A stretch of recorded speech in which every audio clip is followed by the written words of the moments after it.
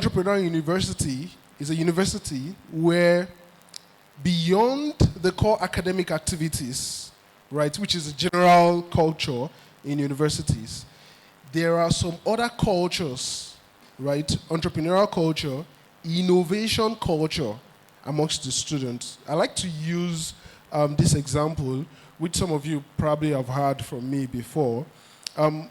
We all know what Silicon Valley is today, right? And I'm sure almost everybody here knows about Silicon Valley because it's the heart of, tech innovation in the world globally today. Okay, and Silicon Valley wouldn't be what it is today, even though because of the effort of institutions like Stanford University in California, right? And in Silicon Valley today, there is this innovation culture. You can't be a student in in Stanford University without, having to nurse the idea, and definitely before you graduate, you would definitely have a startup. Right, so before graduating, you have a startup that you work with people right on campus. You meet people of like minds. You form your company. So you're graduating to have time for your own company. So beyond the academic activities, and I'm sure, like I discussed with a couple of students, a couple of days back, I'm sure almost everybody here must have known someone or two people or more people that what they are doing currently is not what is studied in school. How many of you know anybody like that? That their source of living at the moment is not even close to what is studied in school, right? So it has always been like that. It is like that now. It's most likely going to be like that forever. So why should you now concentrate too much on something that at the end of the day you might not, end up using it, right? So there has to be another platform given to people to be able to think out of the box, right? To be able to come up with innovations. And Babcock University is now deliberate about that. Okay, is now deliberate. And from now going forward, and that's why he said something that the set of students we have now are lucky, right? Those that have graduated would not have the opportunity to partake in things like this. But you are lucky because you are currently in the system. I'm aware some people are already exiting the system as well. In a couple of months' time, some of you will probably, graduate and leave the system. But then it's a good thing that you've tasted what is happening or what is starting in Babcock University, because it's only going to get bigger and going to get better. Okay, so Babcock Entrepreneurship Week is a program that has started in Babcock University. This is the maiden edition of the program, so we're just starting with this. But it's going to be an annual event, and going forward, we would keep having this every year. And as soon as this is concluded on Thursday, we'll start planning for next year's edition, right? And you can trust as well that next year's edition is going to be better and bigger than what we have today. And that's why we're starting small anyways. That's what we're using here. Next year's edition, most likely we'll be using the amphitheater because the focus will be for more students and not just a handful of students. By the way, let me quickly remind you that your classes for today is already covered, right? Because for majority of you that are here, you are nominated by your department to be here. And for those of you that you are even not directly nominated by your department to be here, your department is very much aware of what is happening here today, right? So don't be scared that, what will happen to you, to the lecture or whatever, you are covered. Should you have issues, coming out of your presence here today, please do well to let us know, right? Because your HODs are aware that you are here for the time that you will be here. And by the way, we also have you protected, okay? So we understand that you wouldn't be alive if this place, if the Middle Belt region if there's issues in the Middle Belt region, right? So we have that taken care of as well, okay? So you'll be given for making yourself available to be here today. So if you know some of your colleagues that are supposed to be here and they are not yet here, as a matter of fact, the people we plan for are more than the seats available here this morning. So a couple of people are not yet here. So call them and let them know the program has started and they are supposed to be seated here so that they can benefit from what is happening here this morning. And I promise you that you are going to have a life-changing experience here today. I'm very certain about it. It's something I'm very convinced of. Okay, because for activities like this, for what you are going to listen to today and tomorrow, what you are going to experience tomorrow, there are things that naturally you get to pay for them to have opportunity, to partake in such an event. But then you are getting it. And the essence is this. The ultimate aim, where we are headed ultimately, is this.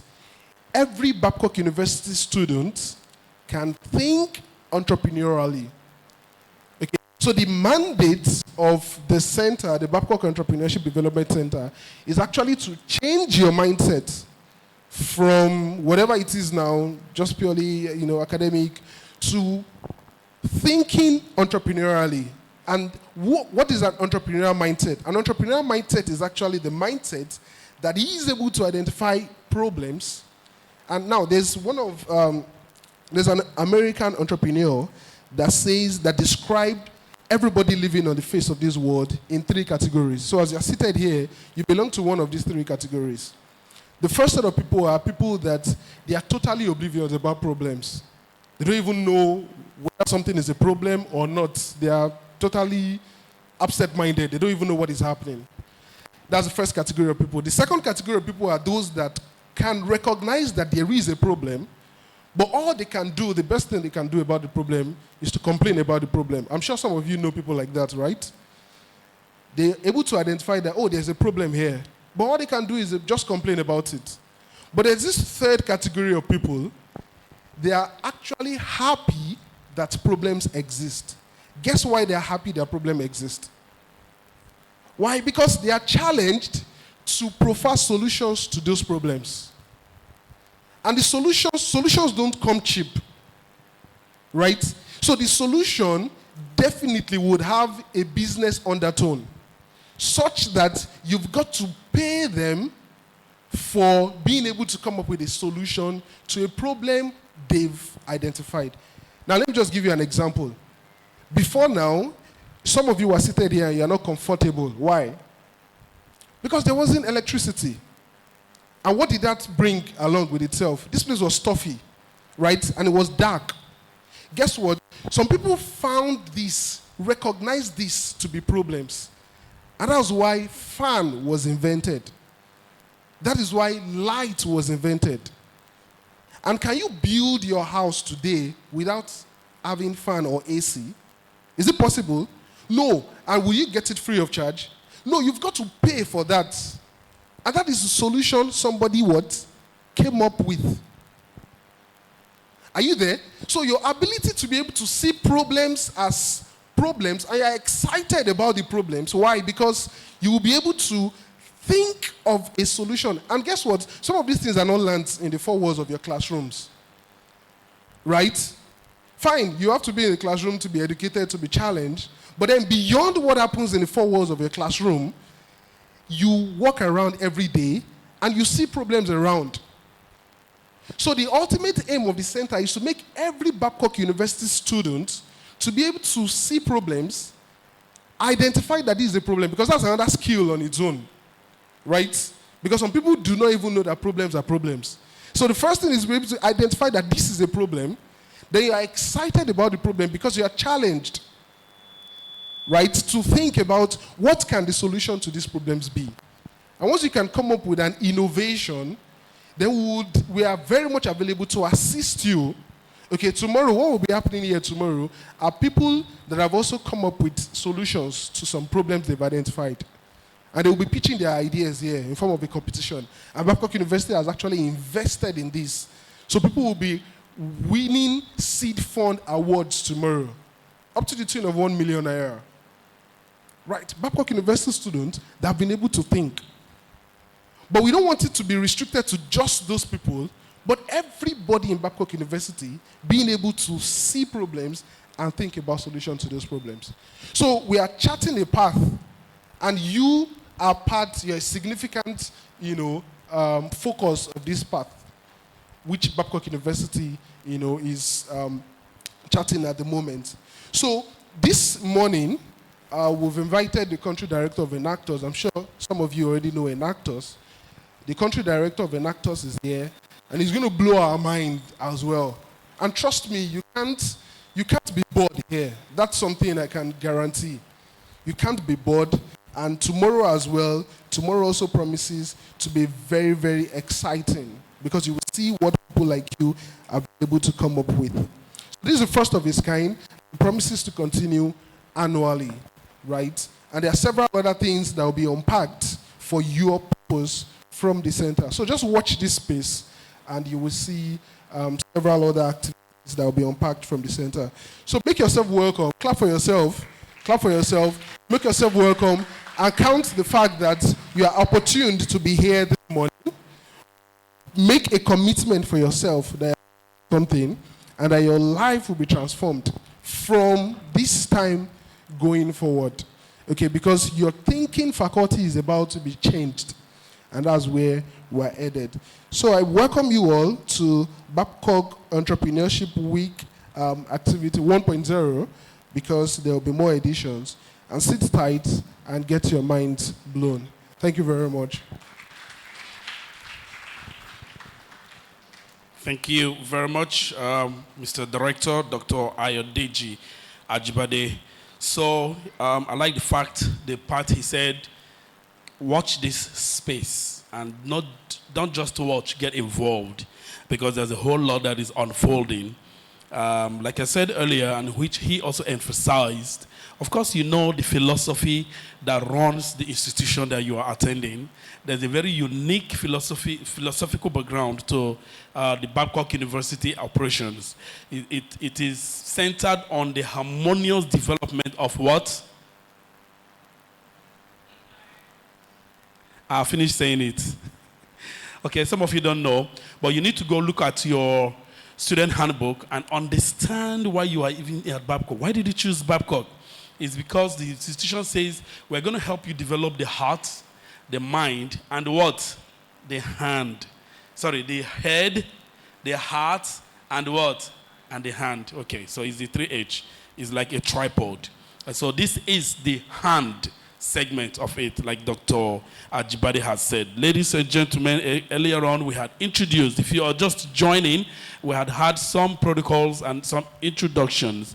We had introduced the Deputy Vice Chancellor Academics, under whose watch the entrepreneurship program is running. And he is here this morning. And so please join me as we invite him for the formal opening and declaration of this session open. So please put your hands together for Professor Philemon Amanze. Please put your hands together for the DVC Academics. Thank you.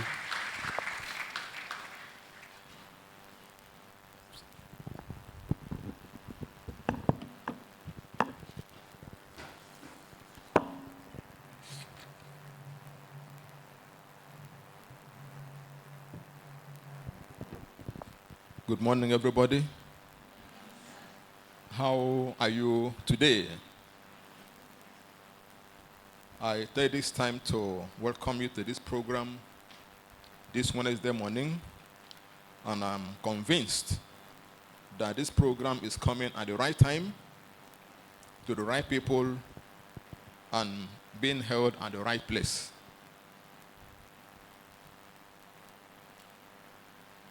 Let me begin with the protocols of today. The country director of Enactus, when I missed this morning, Mr. Michael Ajayi, our special guest. You're welcome. Director, Babcock University Entrepreneurship Program, Dr. Ajibade, Provost and Deans, Head of Departments who are here today, erudite scholars and leaders of education in the hall who are here with us at this time, student reps from the various schools and departments who have been elected or nominated by the head of departments or your deans to be here, and who have come here on their own volition for this program. Ladies and gentlemen of the press and others, I say welcome and happy Wednesday morning to you all. My assignment is to give a welcome address and declare this program open by the grace of God.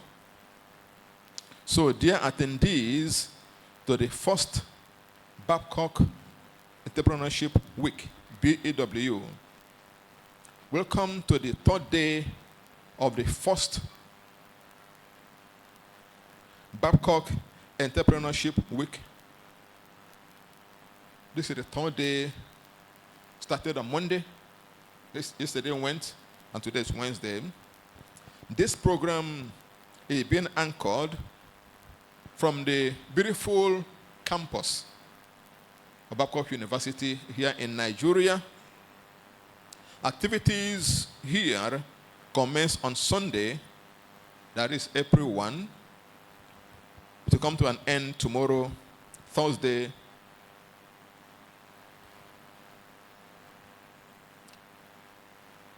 tomorrow is Thursday, April 6th. Am I correct? Okay, we started when? April what? 3. First. Second. April what? 3rd. Okay, thank you. April 3. Thank you very much. Congratulations for being part of this unique intellectual, economic, and entrepreneurial summit under the guidance of the Holy Spirit and our master teacher, Jesus Christ. What is entrepreneurship? Entrepreneurship has been explained as the concept of developing, managing, and running a business activity in order to make profit. And this involves taking several risks in the corporate world. Other scholars see it as the process of developing, organizing, and running a new business to generate profit while taking some financial risks. Entrepreneurship is a wonderful experience where you are given the opportunity to pursue your own dreams, be at your best, be your own boss, generate profit in a competitive society. In this enterprise, you are on your own, and you are asked to do your best in order to succeed against all odds. Let me continue by sharing with us what I call biblical foundations for entrepreneurship. This is based on the fact that we must put God first in all that we do. God will be the first and the last and the center of all business transactions, since the earth and everything on earth belongs to Him. In the book of Psalms 50 verse 12, the Bible says, the earth and all that is inside the earth belong to God. He's in charge. Therefore, an entrepreneur is a steward of the resources of the Almighty God, and as such should see business as a means to further the kingdom of God. Once you have that one in mind, then the sky is the limit for you. To succeed, therefore, learn from the experts. Here in Nigeria, there are people who have gone through this path before, they've succeeded. Allow me to mention some names that you may even know. The likes of Mike Adenuga, Femi Otedola, Florence Shaw Alakija, that should be a lady. Florence Shaw Alakija, Abdul Samad Rabiu, who gave this university 250 million naira not so long ago for our printing press. Theophilus Danjuma, Tony Elumelu, just a few days ago he did his 60th birthday, and it was just everywhere, the foundation. Ochuzo Carlo, Jim Ovie, and many, many others. At the global scene, the biggest names include people like Mark Zuckerberg, Larry Page, Sergey Brin, Bill Gates. These are names you know very well. We read about them, seen them on television, on newspapers. They are all billionaires who have made their fortune in the technology industry.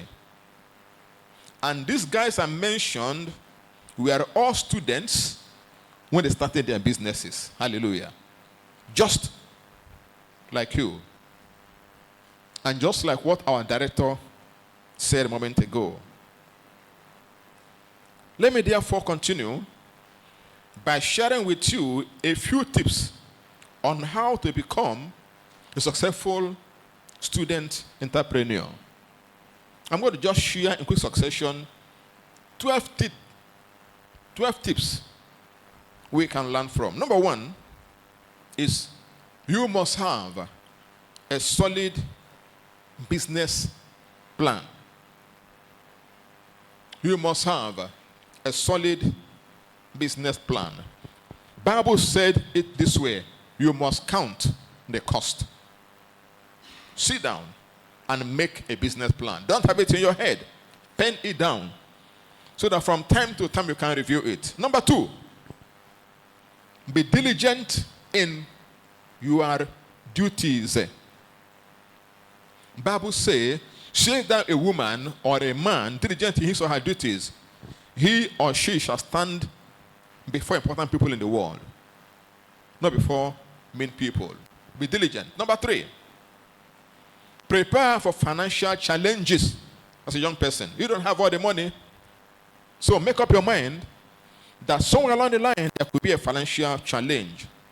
It is said that preparation conquers fear. Be prepared for any eventuality, but don't prepare to quit, because quitters never make it to the end. Number four, be frugal. Remember, we are still a student, we are still beginning. Therefore, don't begin your business enterprise with competing with anybody. Nobody's pursuing you. Go at your own God-given pace and fly when the time comes for you to fly. Number five, do not be afraid to ask questions, because he that asks questions never may see the road. Don't be proud to seek for counsel from the experts, those who have gone the road before you. Number six, work with a trusted mentor. Work with a trusted mentor. Find somebody you can trust and glean from his or her experience as you make your mark one step at a time.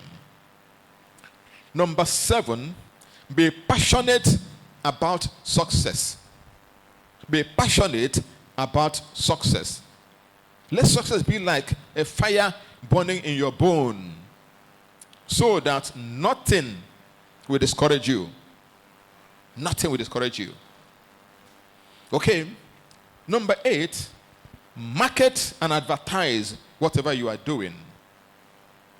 Market and advertise what you are doing, so that others will know and then come to seek for your service or to seek for your product. Don't keep it within yourself. Number 9, build and work with a team that shares your vision. It is said that birds of the same feather, they flock and they fly together. Work with those who can support you to actualize your vision. Number 10, identify your own abilities and disabilities. What am I saying? Note your strengths and your weaknesses, so you can leverage on your strength and then work on your weaknesses to be stronger in that area. I'm talking about students who are planning to become entrepreneurs in the very near future. 2 more points. Number 11, find business ideas that suits you. Don't be a jack of all trade and master or mistress of none. You know your personality. You know what you can be expert in doing. Find it and then get involved in it. That means you've got to do some market survey and know what is missing. You talked about what is the challenge, what is the problem. So you know how to provide that solution or that missing link. That is your contribution to the world of entrepreneurship. Find that missing link. And the final one, number 12, fear God by returning your tithes and giving bountiful free will offering. And the owner of entrepreneurship himself will bless you, nyafu nyafu. Do I say amen to that? Amen. Friends who are here this morning, as I welcome you to the 3rd day of this exercise, I equally want to extend my thanks and appreciation to our facilitators, to BU Student Entrepreneurship facilitators. I invited guests who are here today, departments who have released you. It is important for me to thank the start of this program today. Threat of Entrepreneurship of Babcock University, ably headed by the director and his team of dedicated workers, need to be thanked publicly and commended for packaging this program for all of us here today. Thank you, Dr. Jibade, and your team for the job well done. I also thank Babcock administration for providing the enabling environment as well as all-round support in making this program a reality. Finally, I encourage the registered attendee to participate in all the planned sessions of this program. This is because the various sub-teams which have been prayerfully prepared for your enjoyment and education will prepare you and produce entrepreneurs of national, international, and global status. Ladies and gentlemen, I declare that in the name of God, in the very near future, this program, this program, we are waiting for this period around, we produce clean multi-millionaires and clean multi-billionaires. I qualified the billionaires and millionaires. You know, as I do, some millionaires and billionaires are not clean. They are dubious and dishonest. But I'm saying today that by the grace of the living God, this program will produce clean millionaires and clean billionaires. Therefore, I hereby declare this Babcock Entrepreneurship Week open in the name of the Father, and of the Son, and of the Holy Spirit. Happy program, and God bless you all.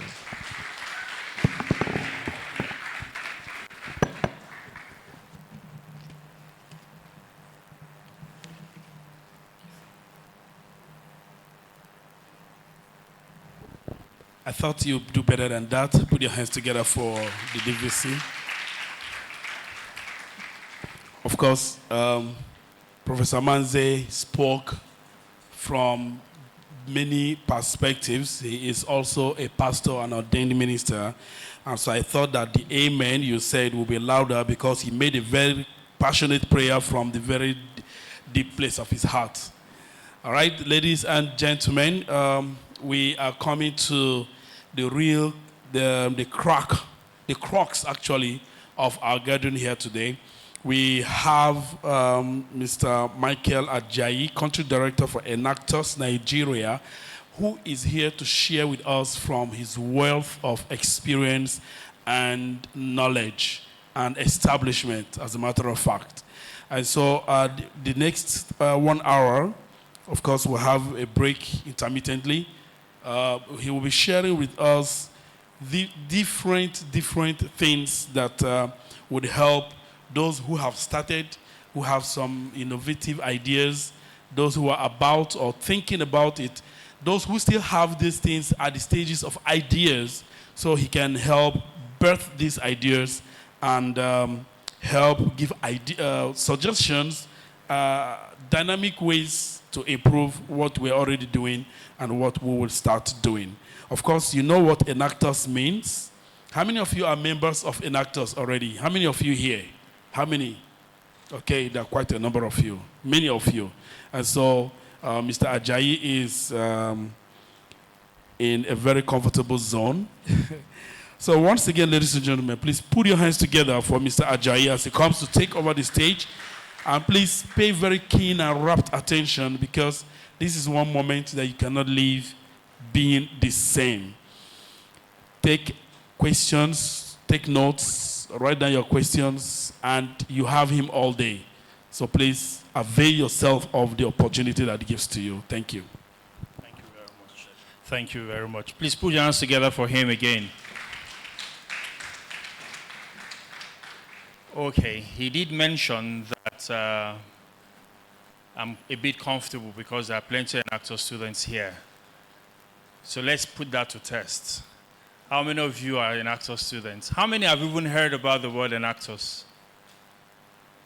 Yeah. Okay, a few hands are up. Yeah, okay, that's good. So I'm getting more comfortable now. And this young man here is smiling at me, so we're on the same page. But I see that some of you are a bit tired already. So we're going to do something real quick, yeah? So if you don't mind, can I ask that you stand on your feet for just a few seconds, okay?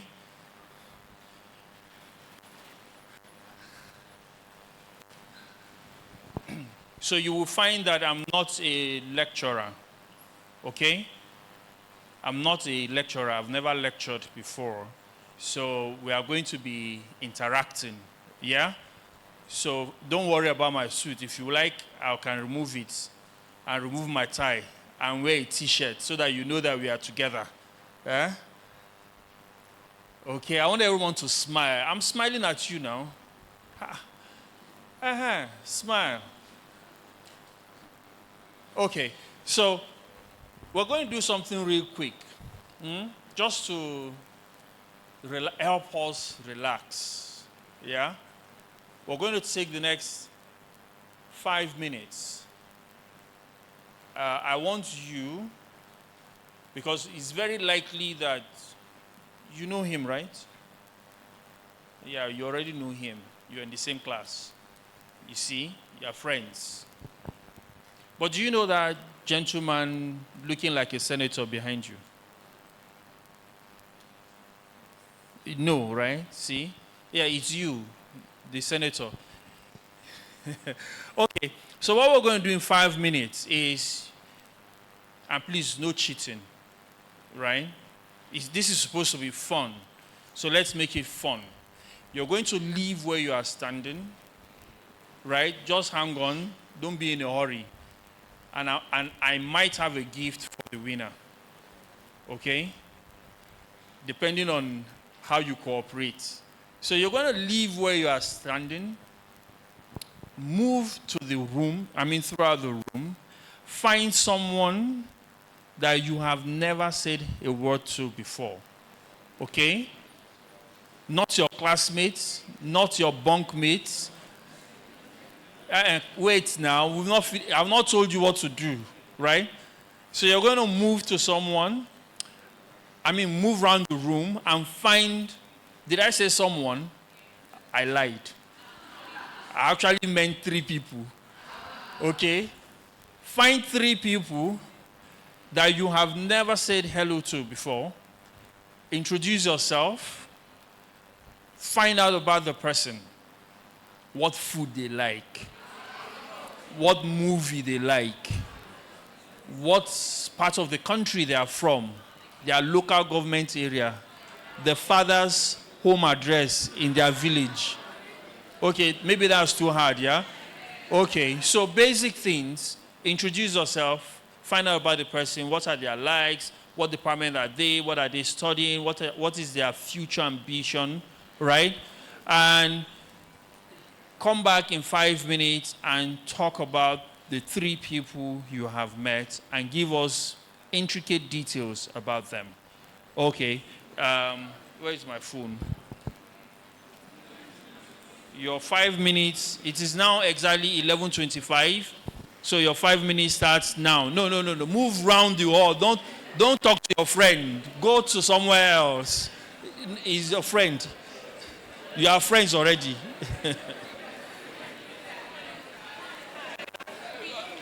And do it amongst yourselves. I'm not. You need to meet 3 people. No, go find someone else.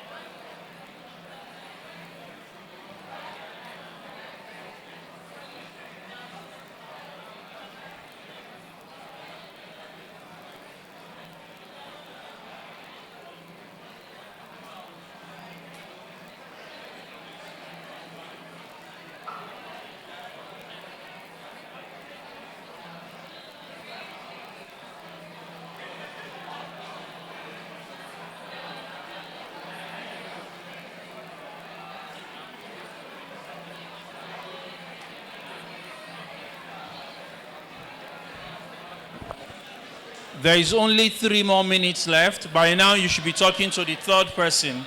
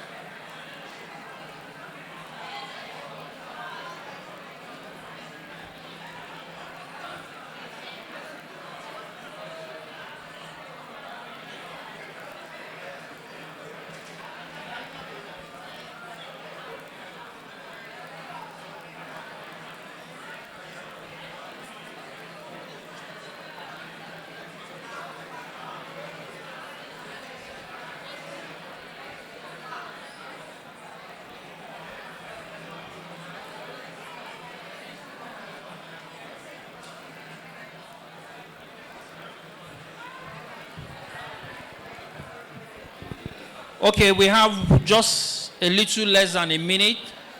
So at this point, start coming back to your seats. Start coming back to your seats quickly.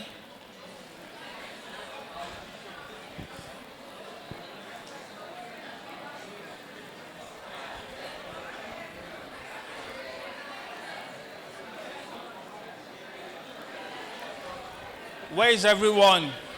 It's now 5 minutes. We've exhausted the 5 minutes. Come back to your seats.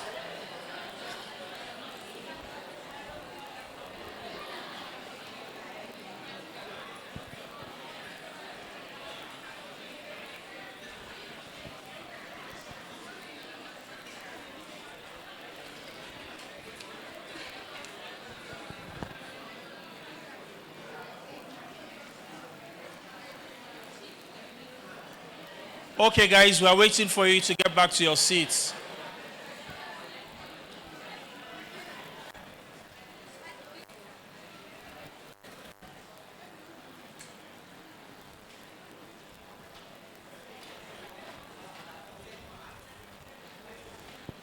Okay, a moment ago, you were all looking very tired and worn out. And now you don't want to come back to your seats. Eh? Okay, how was that? Who wants to share their experience? Yes? Yes, you want to say something? Tell me. Yeah, how did you feel?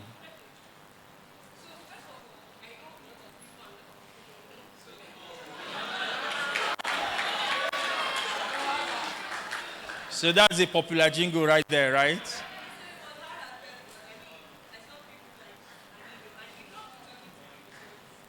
It felt good talking to people, right?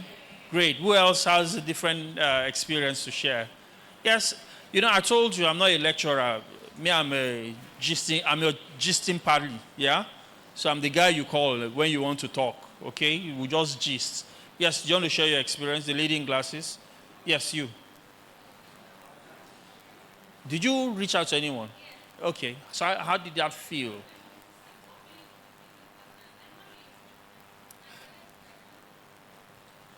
You're not normally a social person. You like to mind your business.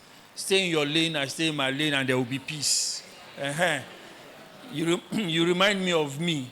I stay in my lane, you stay in your lane, there will be peace all over the place. But if you cross your lane and enter my lane, you know what's coming. Okay, it felt good. You know, it made you step out of your comfort zone. Yes? Are you raising your hand? Yes.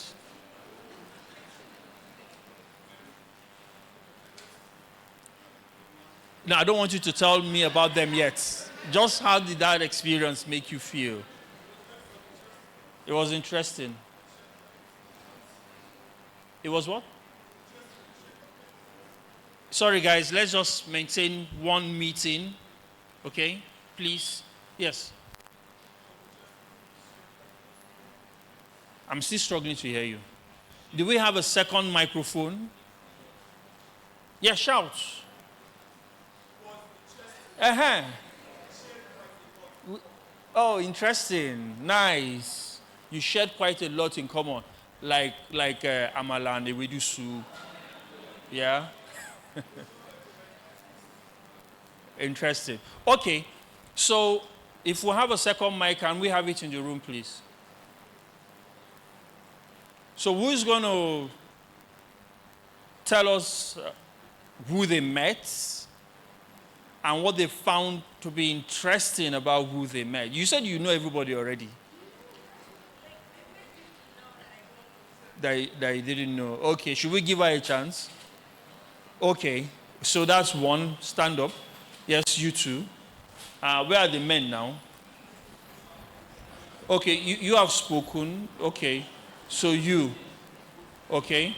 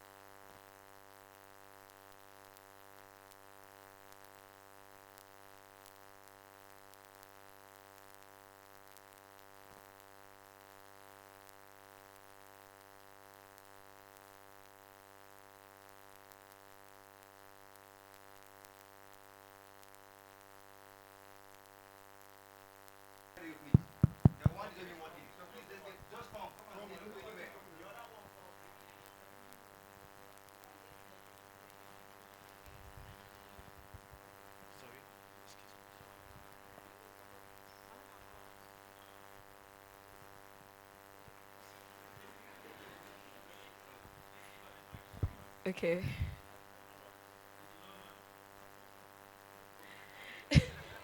I met Promise and I met Sharon. She was standing like, ooh, Promise. I was talking about Sharon. Sorry. That's not Sharon. This is Sharon. Sorry.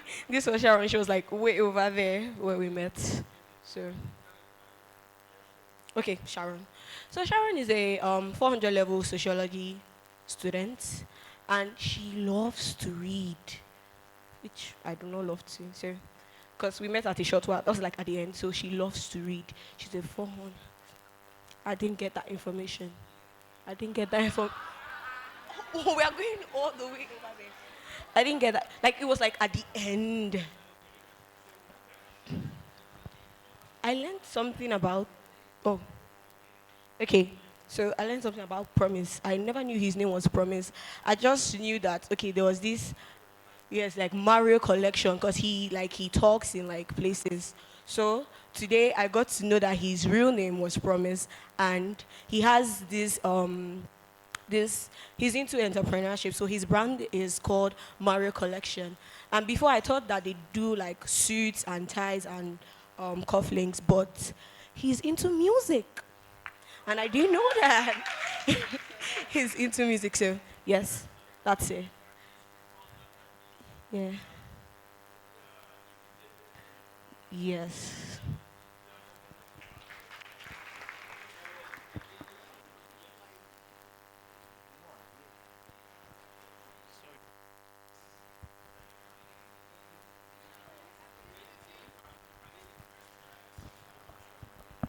Okay, hi. My name is Akaniro Priscilla. I'm a 100 level computer science student. So I looked around this place and I instinctively looked around for the people that I found the most friendliest, and then I met Jessica. I met two Jessicas in the same course, so that's very interesting. Jessica, and Rennie in the front over there. So Jessica, the two of them are in the same course, so that was kind of cute. And then she is into like a diverse kind of music, so I found that very interesting. I didn't really find a lot of like diverse kind of music. Like she doesn't really have a particular thing she listens to. I found that very interesting. And I asked both of them like the reasoning for them like moving to the course that they're currently in, and they gave like, oh, some of them just didn't want to do law, and I found that so law must be very strong with Jesus. And then I talked to Rennie. She's an agro. Been wanting to ask people, Rennie. Yes. No, she was at the back. She's in agroeconomics, and I've always wanted to ask about. I've heard about it from like a different people, and I never really this was about.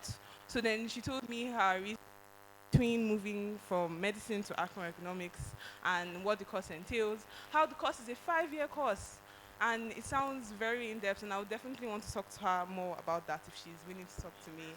Yes. I didn't get that far, but she's from Ekiti State. I did not get that far as well, but There is a before you. There's a yes. Was that you? Okay. Very quickly. Base already. He's class captain. Very quickly, 30 seconds. Pardon me because I wrote down on a paper. Forget. Yes, I. Okay, so I met I just Safa, and she's here. So she's the last born, and she's from Ekiti. No, I didn't ask her. She was the first person I met actually. Yes, so she's from Ekiti, and she's from accounting department. She likes being cheated. So she dislikes being cheated, discrimination, sorry, injustice, and then she likes people that are very much understanding, and she likes it when people appreciate her. She's an ADA church member, and then she's into and stuff. Hey, off the mic. Off the mic. Okay, someone said something fishy. Okay, great. I mean, that was quite revealing, right? I mean, at least you found out more about people, and you said you want to discuss further with Mabel, Wendy, with Wendy. You want to discuss. Oh, Moren. Okay, sorry about that. So you say you want to talk further with her to learn more about her and other things. All right? So again, you're welcome here. My job today is very simple. Is to chat about entrepreneurship. And that's the easiest thing to do. Just have a conversation, right? So this is not a lecture. So I want you to get out of that mindset that you're in a lecture room.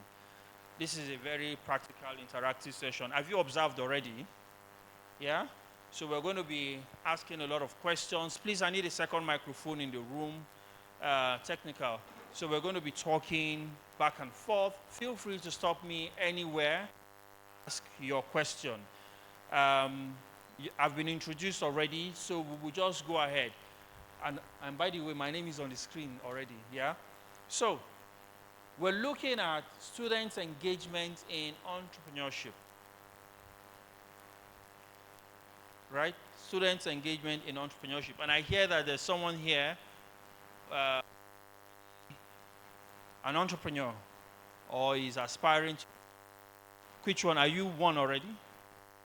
One already. Fantastic. Do we have any other entrepreneur in the room? Hey, put your hands for all the entrepreneurs in the room. Nice, nice. So we're going to play yet another game. This time is a game of pictures. Yeah, game of pictures. So don't be surprised if you see your picture on the screen. Right? So some pictures will pop up. And let's see how familiar you are with some of the global icons. Yeah? No chorus answer. If you know it, raise your hand. Okay, everybody knows him. Mark Zuckerberg, yeah?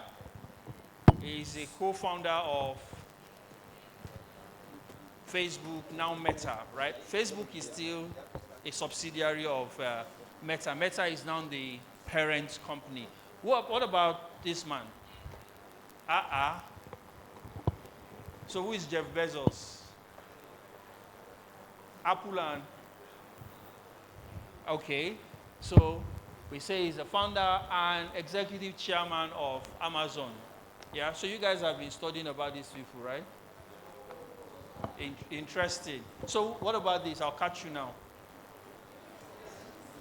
Who knows this one? You were running your mouth earlier on. Who knows this one? Yes? Richard Branson, correct. That's Richard Branson. He's the founder of Virgin Group, right? So let's try this other person. Everyone knows Bill Gates, right? Okay. And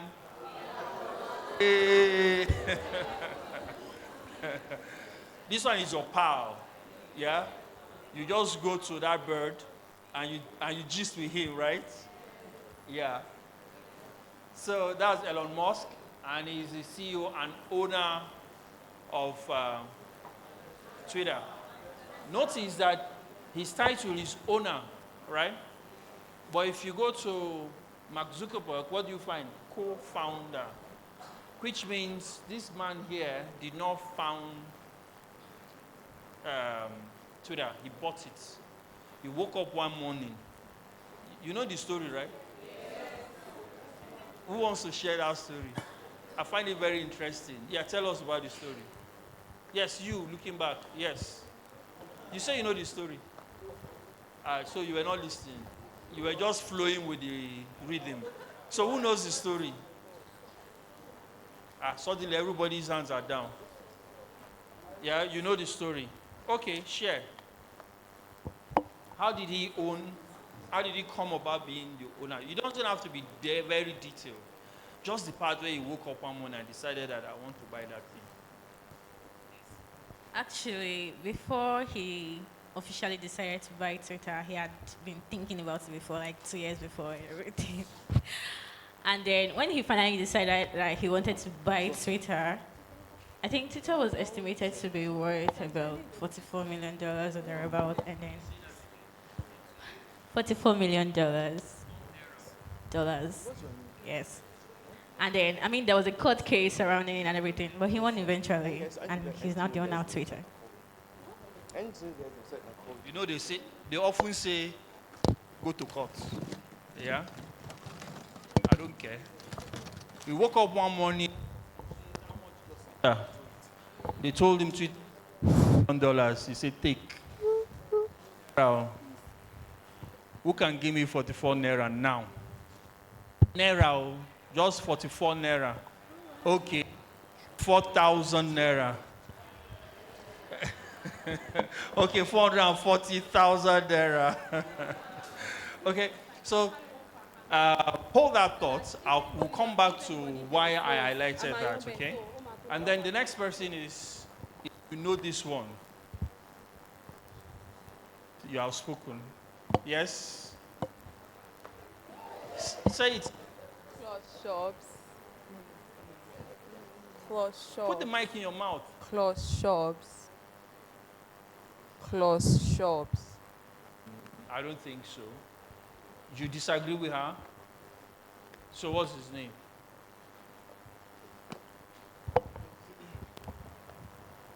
What?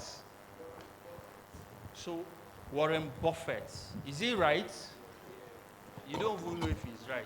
So let's not belabor it. So tell us about Warren Buffett, since you know him. What do you know about him? Excuse me. Already you know that. Okay, let me allow you. What I know is that he first started. Thanks, sir. Okay, what I know about him was at a young age, he first started with investing. He was into stocks and investing, and that was how he came about. And gradually increased, yes, sir, into Berkshire Hathaway. Yeah? Yay, at least you know this one. Aliko Dangote, and he's the chairman, CEO, and founder of Dangote Group. What the group there means he's not a business, so he's doing multiple, multi-million, in fact, multi-billion naira businesses.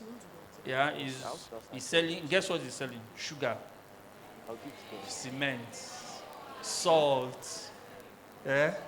What pasta, noodles, just salt and sugar, and he's a multi-billionaire. Yeah? And then Which one of them am I stressed? Femi Otedola, right? Okay. And you said, who said that? Adenuga, okay.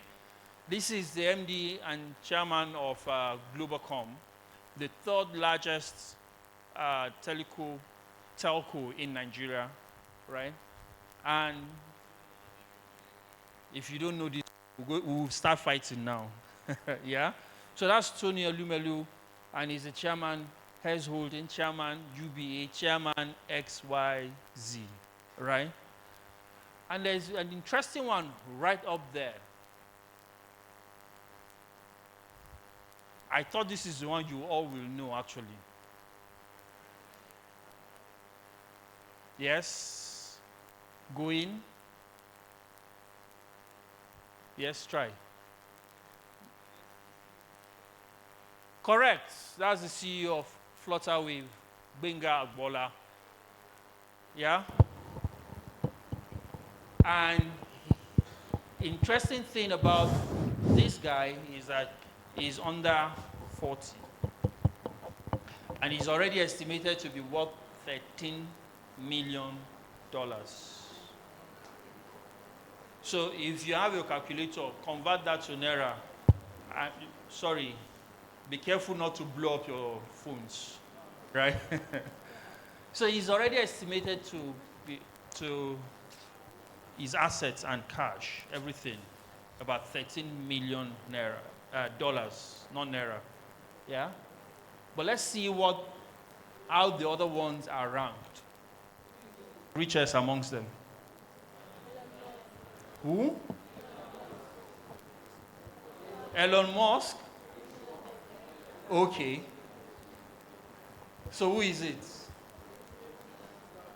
Elon Musk indeed. Elon Musk takes home $191.4 billion. Billion dollars. No, he's considering going to the moon to go on vacation. Who has gone on vacation? You go to your friend's house in Street C. You spend the night and you have gone on vacation. Elon Musk is good. He's trying to put life there, right? Too much money. I deliberately showed you this to ask you one question. And the question is, what is common amongst them? Sorry? If you have not spoken before, raise your hand. Yes. Speak up. They are self-made. They are entrepreneurs. Yes, that's correct. They are all of them. That's one thing that is common amongst them. They are entrepreneurs. No politician, right? No government worker there. No staff there, whether for government or for private sector. No staff. They are entrepreneurs. But there are other things that are common. Other commonalities will include, you see some of them, their title is chairman, right? Another one is CEO. You found out those, yeah? And then you also had founder or co-founder. You had executive chairman, you had owner, and you had co-founder. So these are terms that were used to describe all of them. For some of them, they combined executive chairman, founder, CEO, and owner, all in the same title, right? So they are entrepreneurs. Having that kind of money is possible. $191.4 billion US dollars. Owning it as your own is possible. And legitimately also, not by some wuru-wuru to the answer. Owning it legitimately is possible. These people I just showed on the screen have demonstrated that. And one thing that we have agreed that is common amongst the fact that all entrepreneurs. What that means is, if you want to control wealth, legitimate wealth, not Yahoo, money through illegal means, clean, legitimate money, one of the pathways is by being an entrepreneur, right? This is what I can deduce from our conversation so far. Does anyone disagree? Don't think so. So the question is, who wants to be an entrepreneur? Yes. Yeah, I want to be one. Yeah? I mean, who says I don't want to just relax, Netflix, and chill for the rest of my life? You know, just cross leg And you wake up in the morning, you check your stocks on your laptop or on your phone, and it has increased from whatever it was by 30%. You say, this life is good. Yeah? So of course, I'm assuming at this point that everyone wants to be an entrepreneur. But let's start with, what is entrepreneurship and who is an entrepreneur? Before you jump into it fully, and I'm sure that you already have some fair idea about that.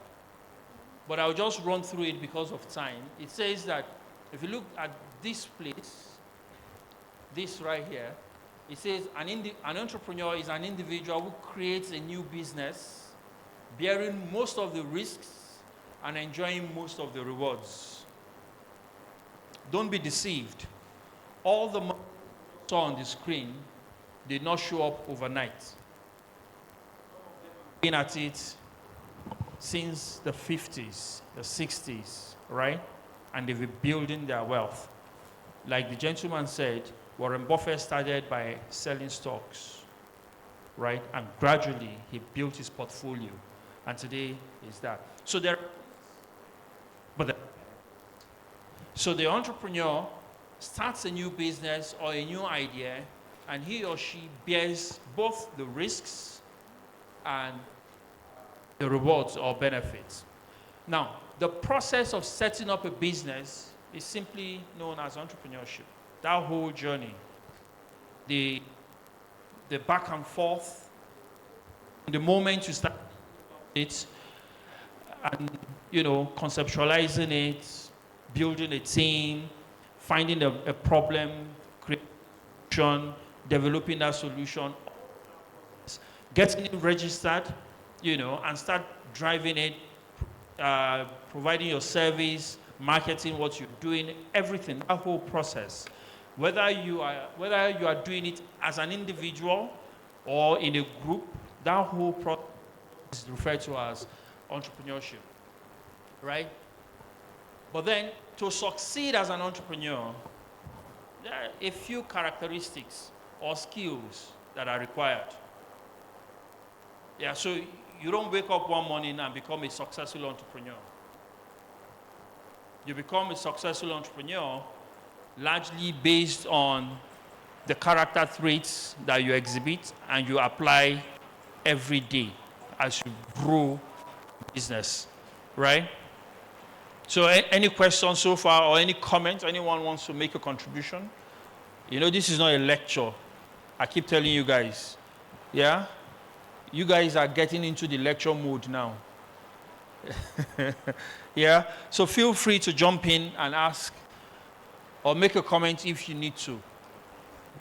So one of the things, and you will know for those of you who are already trying to become entrepreneurs or who are already entrepreneurs at whatever level or stage, you will know that one of the things you will need, and these skills I'm about to share are not exhaustive, but these are the ones I feel strongly that if you hold on to and develop them and apply them, you're likely going to succeed, right?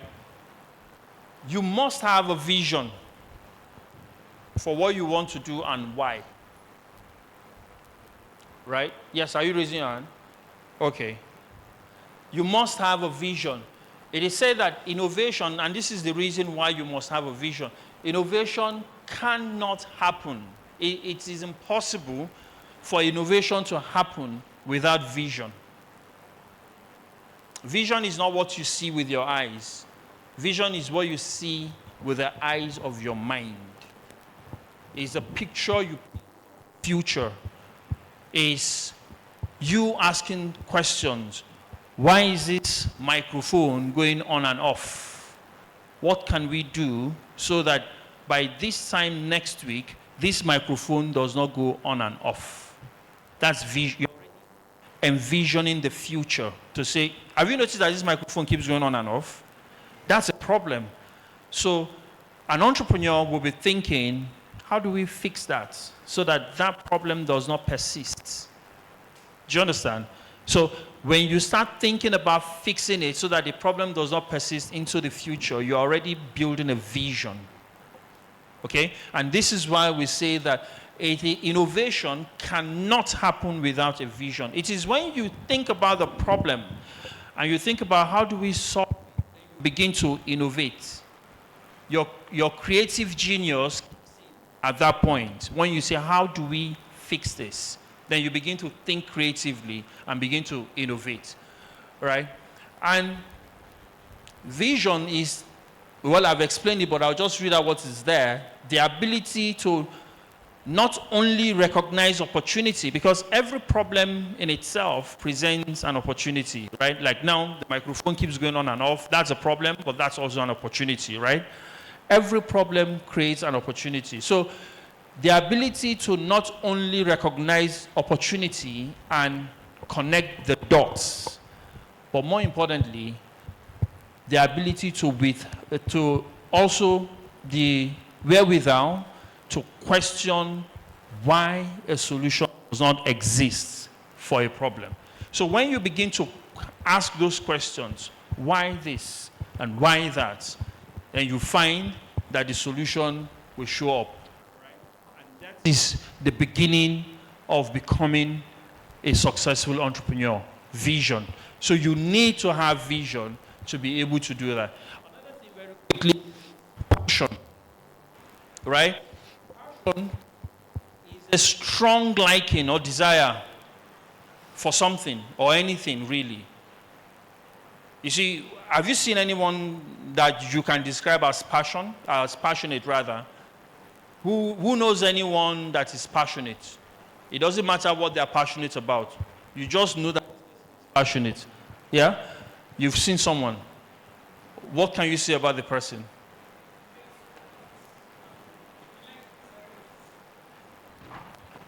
I'll come to you. Yes? He's into arts and designing, so he's like, he does it for a living actually. So anybody that likes to do anything, he just does it for them and they pay him. So it's just like he's starting up for an entrepreneurship in his own way. Like graphic designs. And he's passionate. Why do you say he's passionate about it? He's doing it every time, whether he has eaten or not, yeah? Did you also raise your hand? Yes. Tell us about it. I know a guy that I grew up with him. He was in my secondary school. So he was into brands and everything.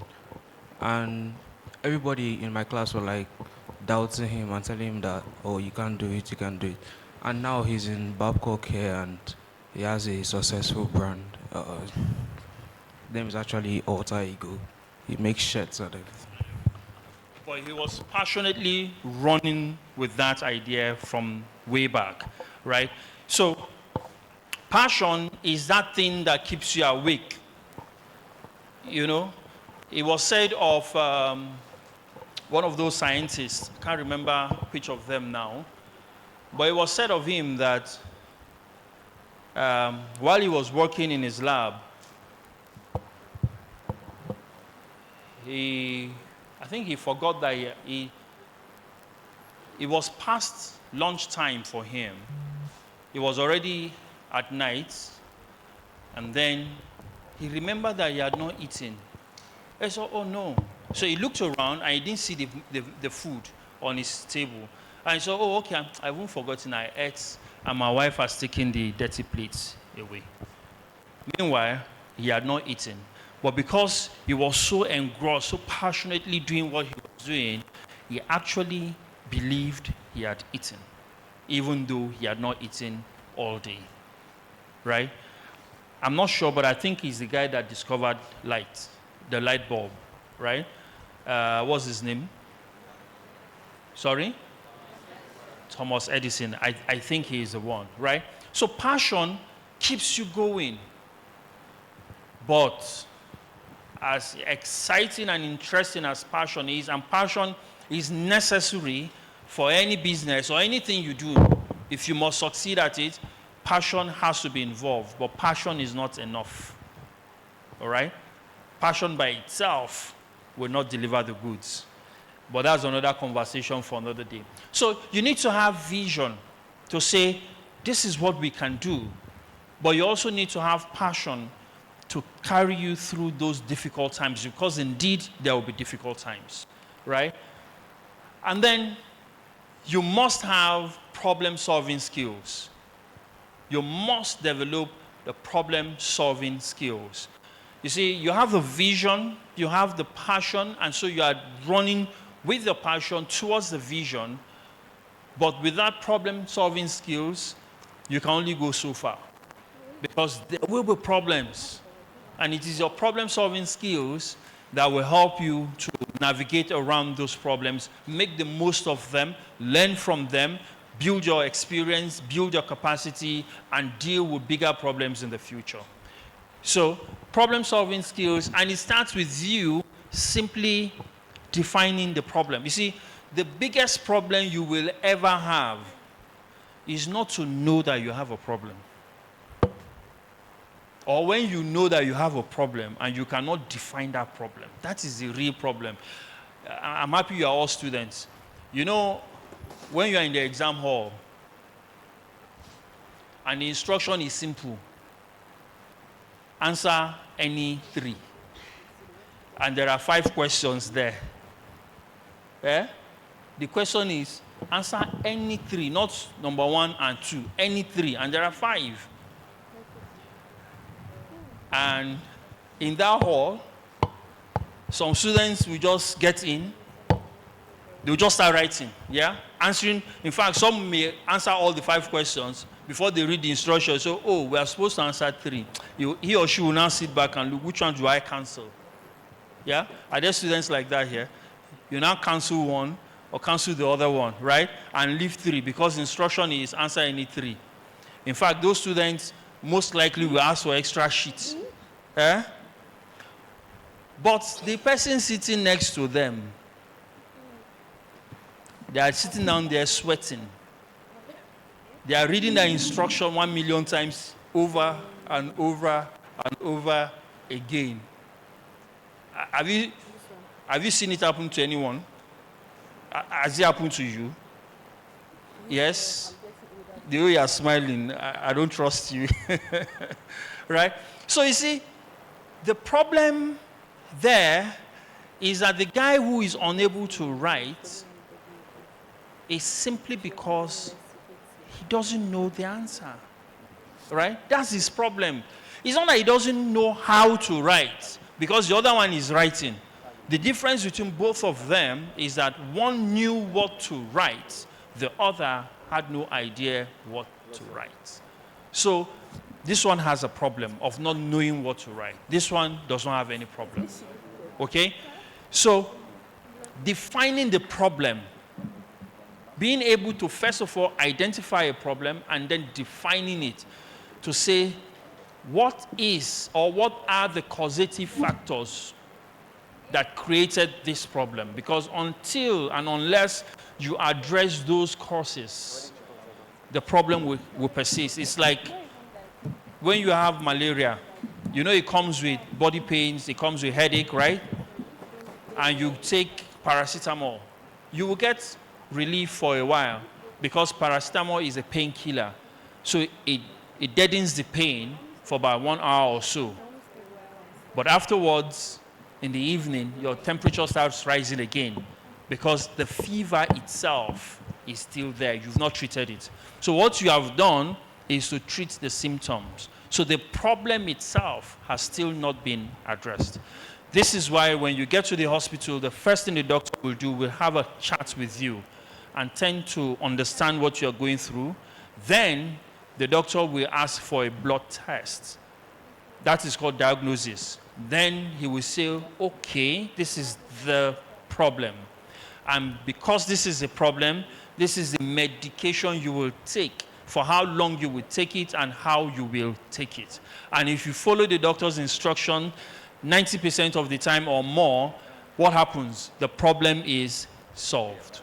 Why? Because the doctor was able to define the problem.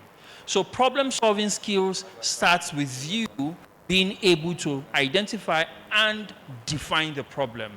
It is only then that you'll be able to generate new ideas on how to solve the problem. Now, those new ideas, once generated and you begin to implement them, you will see that the next thing to do is to evaluate your implementation for success. To see, is this solution solving the problem? Going back to the doctor's scenario, if you take those medications for 2 days and there is no improvement, the doctor will review his initial diagnosis, correct?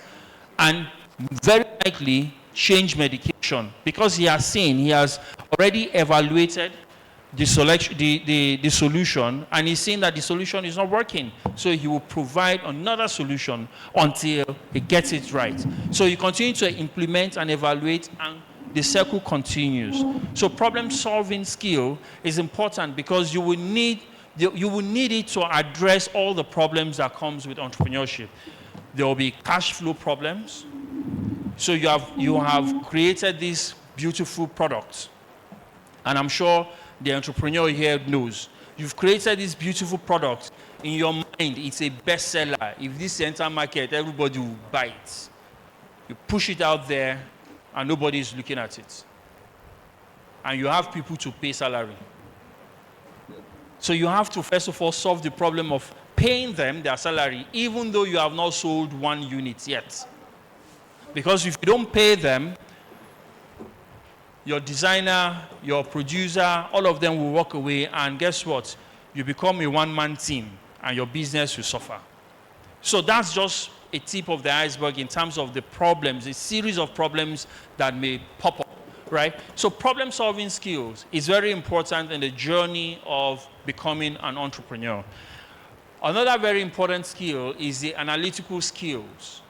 So when you identify the problem and you are able to generate new ideas, even before you generate new ideas, you must have the skills to analyze what the issues are.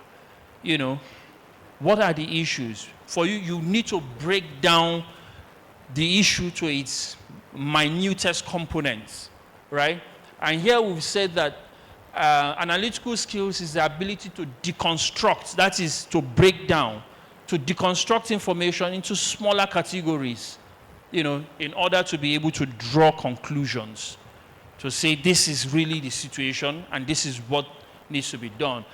And it consists of logical reasoning, critical thinking, proper or effective communication, research, ability to analyze data, you know, and to become more creative. So analytical skills enhance your problem-solving skills.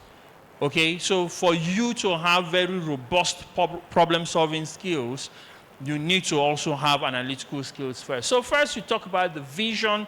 You have the vision, but do you have the passion to keep you going, to keep running at it, right? Do you have that passion?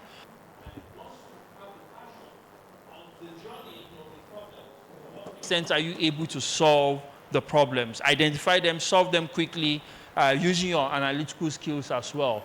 And there's a few more skills. Now, you have commitment. You see, you get motivated to start that entrepreneurial venture. But what keeps you going is the commitment to make sure it succeeds, right? So you're motivated to get started.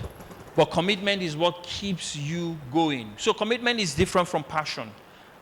Passion is the excitement that you have, the fact that you can do that thing 10 million times in a day and you are not bothered, right? The fact that you can keep doing that same thing again and again and again and again and not even think about food or anything. But commitment is what keeps you going even in the face of adversity. When, you know, everything is falling apart, commitment keeps you going. The commitment to succeed, the commitment to excel. I'm sure there are times you don't feel like going to lecture. If you're left alone, you just lay down in your room and just flex. There are times like that, yeah? Like, what the heck, I'm tired, I don't want to. But what keeps you going is you have a vision of graduating top of your class. In fact, I don't want to graduate top of my class, I just want to 2-1. How many people are like that? What's all this stress with first class? I like first class, so my son must have a first class, no doubt. But there are those times when you feel like, what the heck? 2-1 is fine, and I will survive, I'll be fine. And so I can start 1 or 2 lectures, right? You just feel like staying. But when you think about the future, that vision you have created, you get up, you have your bath, you go to class. That's the commitment. You are committed to that vision that you have, all right? So commitment is what keeps you going. Now, another word for commitment can be resilience. I mean, look at this beautiful picture. Yeah? That's a tree growing on top of a rock. It has to be very resilient to grow on top of a rock and be looking as green as it is. Right? And resilience can be defined along these lines, that you are able to be adaptable, you are flexible, and you are learning. Right? So you are adaptable, you look at the situation, you are flexible, and you're learning. I'll tell you a story of an entrepreneur that I heard once. So he had been building this business venture for quite a while. But he just couldn't get it off the ground, like properly. So he someone introduced him to a group of investors. These investors, I think about 3 of them, and they all said, you know what, you have a great business idea. I mean, the projections are looking good, but you've been at it by yourself for about 5 years or more, and you haven't moved from this point. We can get involved, right? When we get involved, we will bring 2 things. We will put money on the table to move it to the next levels. But beyond that, we will bring our collective experience and put it into the business. Coming with our experience will be our networks that we'll also bring. So 3 key things. We'll bring the money, we'll bring the experience, and we'll bring our network.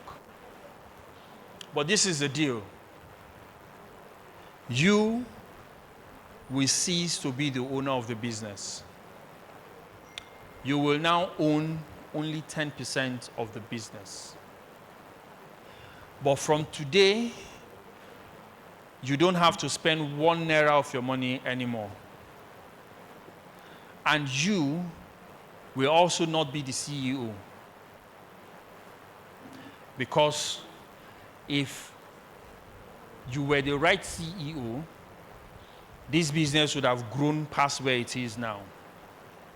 You are passionate, you are intelligent, you have the vision, but so far, you have demonstrated that you don't have what it takes to grow it.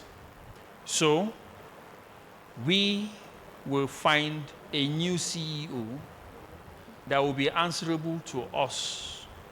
You are a member of the board. You will own 10% of the business. Who will agree to that? Who in this room will agree to that? And they're going to put money, and some of the money is going straight into your pocket too. Straight into your pocket.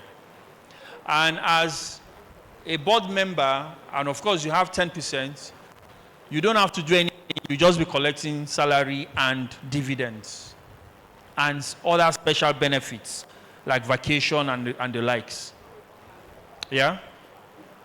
This young man, like most of you in the room now, felt like, no, how can I give up my business? This thing I've been doing for the past 5 years. But here's the thing. You've been doing it for 5 years and it has not moved. So if we give you another 5 years, very likely it will remain where it is. Even if we give it money. Because sometimes money is not the problem. So he went home, he thought about it, he struggled with it for about a week or so. And he came back to the table.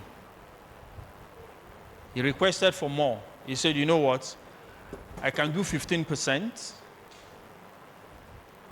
I remain on the board, as you said, and I have a voice in the board, but I give up everything else.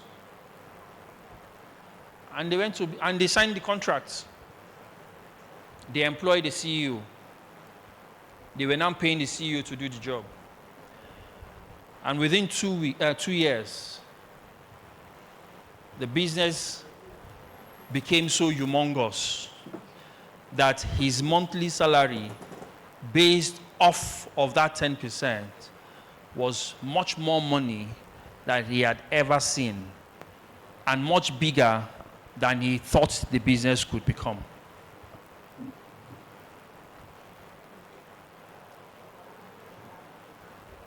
Perhaps, if he didn't make that move, the business after another 2 years or 5 years would grow.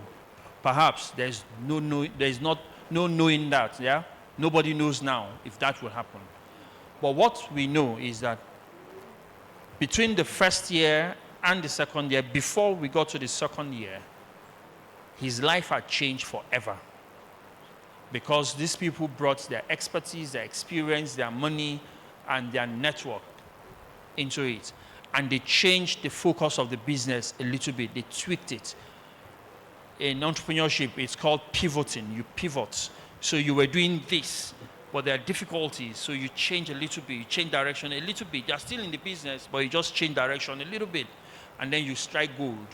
So those are the technical things that they did. And the business succeeded. So within 2 years, it had blossomed. And it's still growing up to today. But he's been doing it for 5 years or more, and he couldn't move. So is it a wise decision or a bad decision? Yes? Be bold. Say it. It's a wise decision. You disagree, right? You agree. Okay, say it. Say it louder. Say I. What's your name? I, Precious, do confirm that it is a wise. You said it yourself, right? So, to some, he gave up his business, but that business may not have seen the light of day if he didn't do that. What that is called is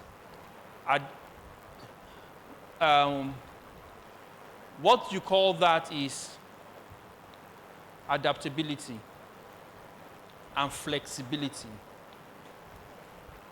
Being flexible. I'm not saying you should go and sell your business and get only 10% or 5%.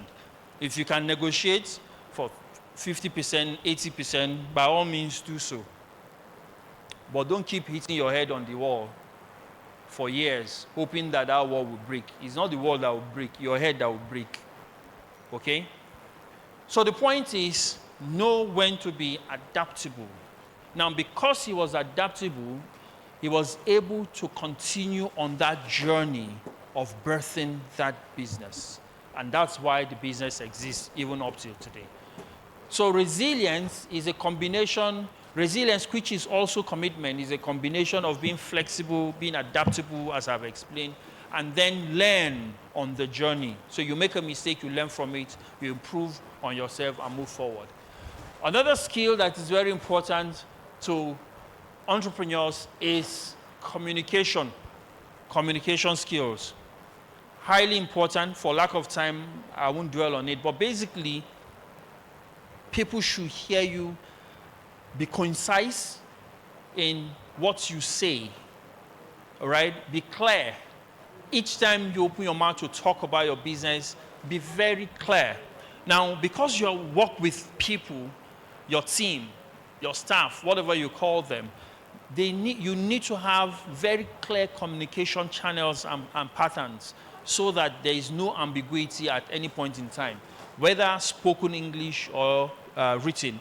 Or if you are using your local language, that's fine. But whatever happens, be clear. Your body language and the things you are saying must align. You can't be saying this and be doing the other. Your body language and whatever it is you're saying must align. So communication skills is very important. And then people management skills. I read about a business owner. Well, not a business owner, he's a CEO. She didn't own the business. It was a lady, but she was the CEO. All right. You know, we have power issues in Nigeria. So they had a generator to provide electricity for the office. That generator would only come on when she was in the office. So if they resume by 9 a.m., let's say 8 a.m., resumption time 8 a.m., if there's no public power supply at 8 a.m., and she hadn't gotten to the office yet, the gen stays shut until when she comes in. So if she comes in by 10 a.m., they'll put on the gen. If she's there till 12 noon, maybe she has a meeting outside. By 12, as she's going out, the gen goes off, but her staff are still there. With an attitude like that from the CEO or founder or entrepreneur, you demoralize your staff and your team members. They don't feel like they are part of your team. They don't feel like they are part of something greater than themselves. They feel like you're just using them. And therefore, you will not get the best of them. And so your business will suffer, right? So people management skills, to what extent do you inspire them? Do they feel inspired when you are with them? Do they feel like they can become greater than themselves? Do you make them feel like, listen, although you are working here, but this is not the end for you. You can also become a CEO. Do they feel uplifted in your presence? All right? To what extent are you putting up structures to help develop their capacity? Do you send them on trainings? Do you give them opportunities that will make them grow? Okay? And how do you support them? You know, sometimes the support they need is not about the things in the office. It might be support about some personal needs. So to what extent do you support them for their personal needs? And to what extent do you support them to learn on the job and become better versions of themselves? So people management skills plays a very, very, very critical role in your ability to grow your entrepreneurial venture. I like this one. So no matter how well knowledgeable you are in all the other skills, if you don't have financial management skills, you will be growing your business for some other people, right? So you must grow your financial skills, budgeting, and watching your income versus expenditure, using those data to plan for business growth and other things. Knowing how to keep track of finances is essential for entrepreneurs. It is critical. Although at some point you will need to employ accountants and all that to keep the books, but you need to be able to keep track of what is happening along those lines. And one last one for me, really, and this is central to everything else, is integrity. Integrity is central to anything else you want to do as an entrepreneur. Without integrity, you're not genuine. You're not original. You're not trustworthy, right? And therefore, your product or the service you provide will not have the quality it should, right? Integrity is in a world of its own. You need to have integrity to succeed long-term as a business concern, right? And here we say integrity is a character trait that reflects a person's degree of honesty, adherence to moral principles, and a complete harmony of one's thoughts, speech, and action. Complete harmony of your thoughts, your speech, and your actions. So you can't say this and do that. No. If you say this, it is that. Day in, day out. Another way to put it is to say that integrity, and this is one of my best definitions of integrity, that integrity is the consistency in words and action. The consistency in words and action, right? It says that a person of integrity will be guided by morality and its consistency in character, right? He or she will do what is right every time. It does not matter who is watching. It does not matter who you are talking to. You will do what is right at every given point in time, even if it is at your own detriment. Many years ago, I heard the story of GT Bank, right? The founders of GT Bank, Mr. Adiola and Mr. Forgotten the other one's name. He's late now. He died a few years ago. But the story is said of both of them that when they started, they decided from the very beginning that they will not give bribes to government officials, right? They will not give bribes to government officials. Whatever documentation they needed, they will get it together. If they have to pay for it officially, they will pay, but they will not cut corners and when regulators come, find a way to pay them off. They will also not give bribes to secure accounts. You know how marketers will go to a company and say, come and open accounts with us, and if you give us accounts from your company, maybe they go to the HR. So if you give us account for the company, we'll give you something back as kickback. They will not do all of those. And the story says that there were so many tough times ahead of them, you know, but they insisted on their commitment to not doing all those things. And they survived it, right? And today they have one of the biggest banks in Nigeria, one of the biggest banks, right? So integrity is very important to everything. Integrity is a choice between what's right and what's convenient. It's a choice that you make.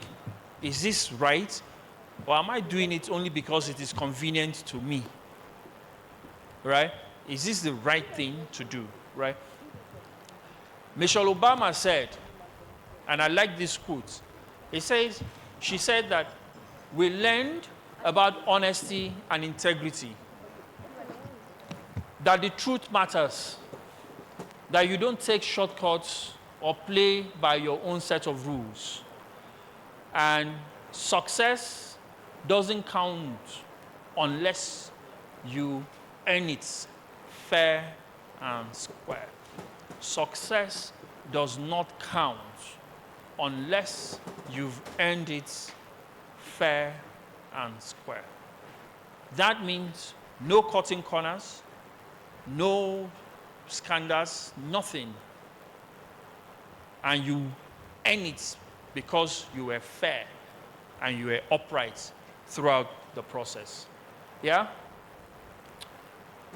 So the question now is, how do you build these skills? Now, like I said, these skills are not exhaustive, but these are some of the skills I just picked up, yeah? Looks like we need to stand up again and, yeah, for a minute, yeah? Some of you are getting tired again. Yeah, okay, so we'll be very quick and wrap up this session. In fact, this is the last portion of it.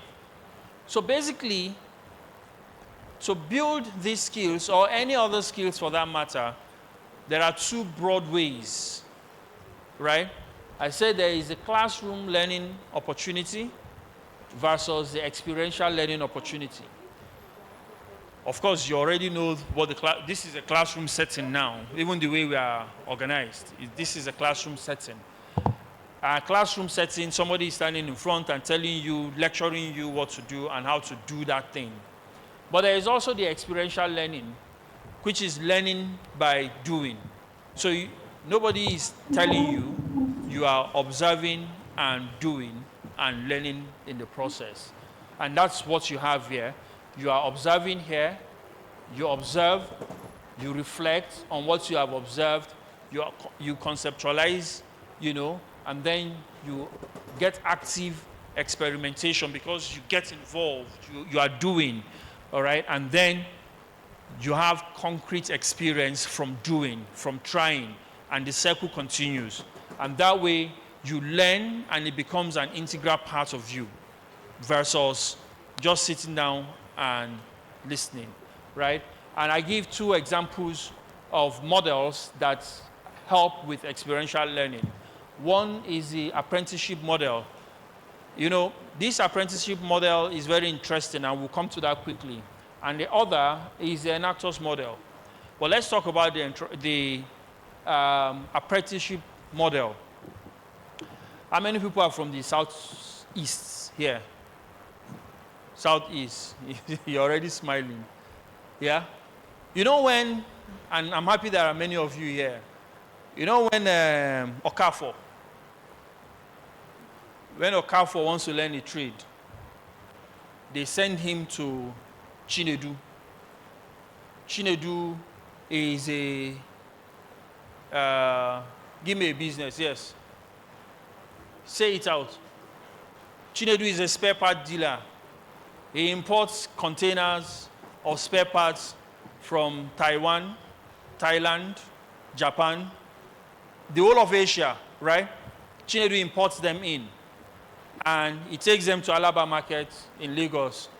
And from there, he distributes them to other parts of Nigeria, to Sabongari market in Kanu, to Ariaria markets in Aba. So Chinedu imports them and he distributes them. And Chinedu has no education or very little education.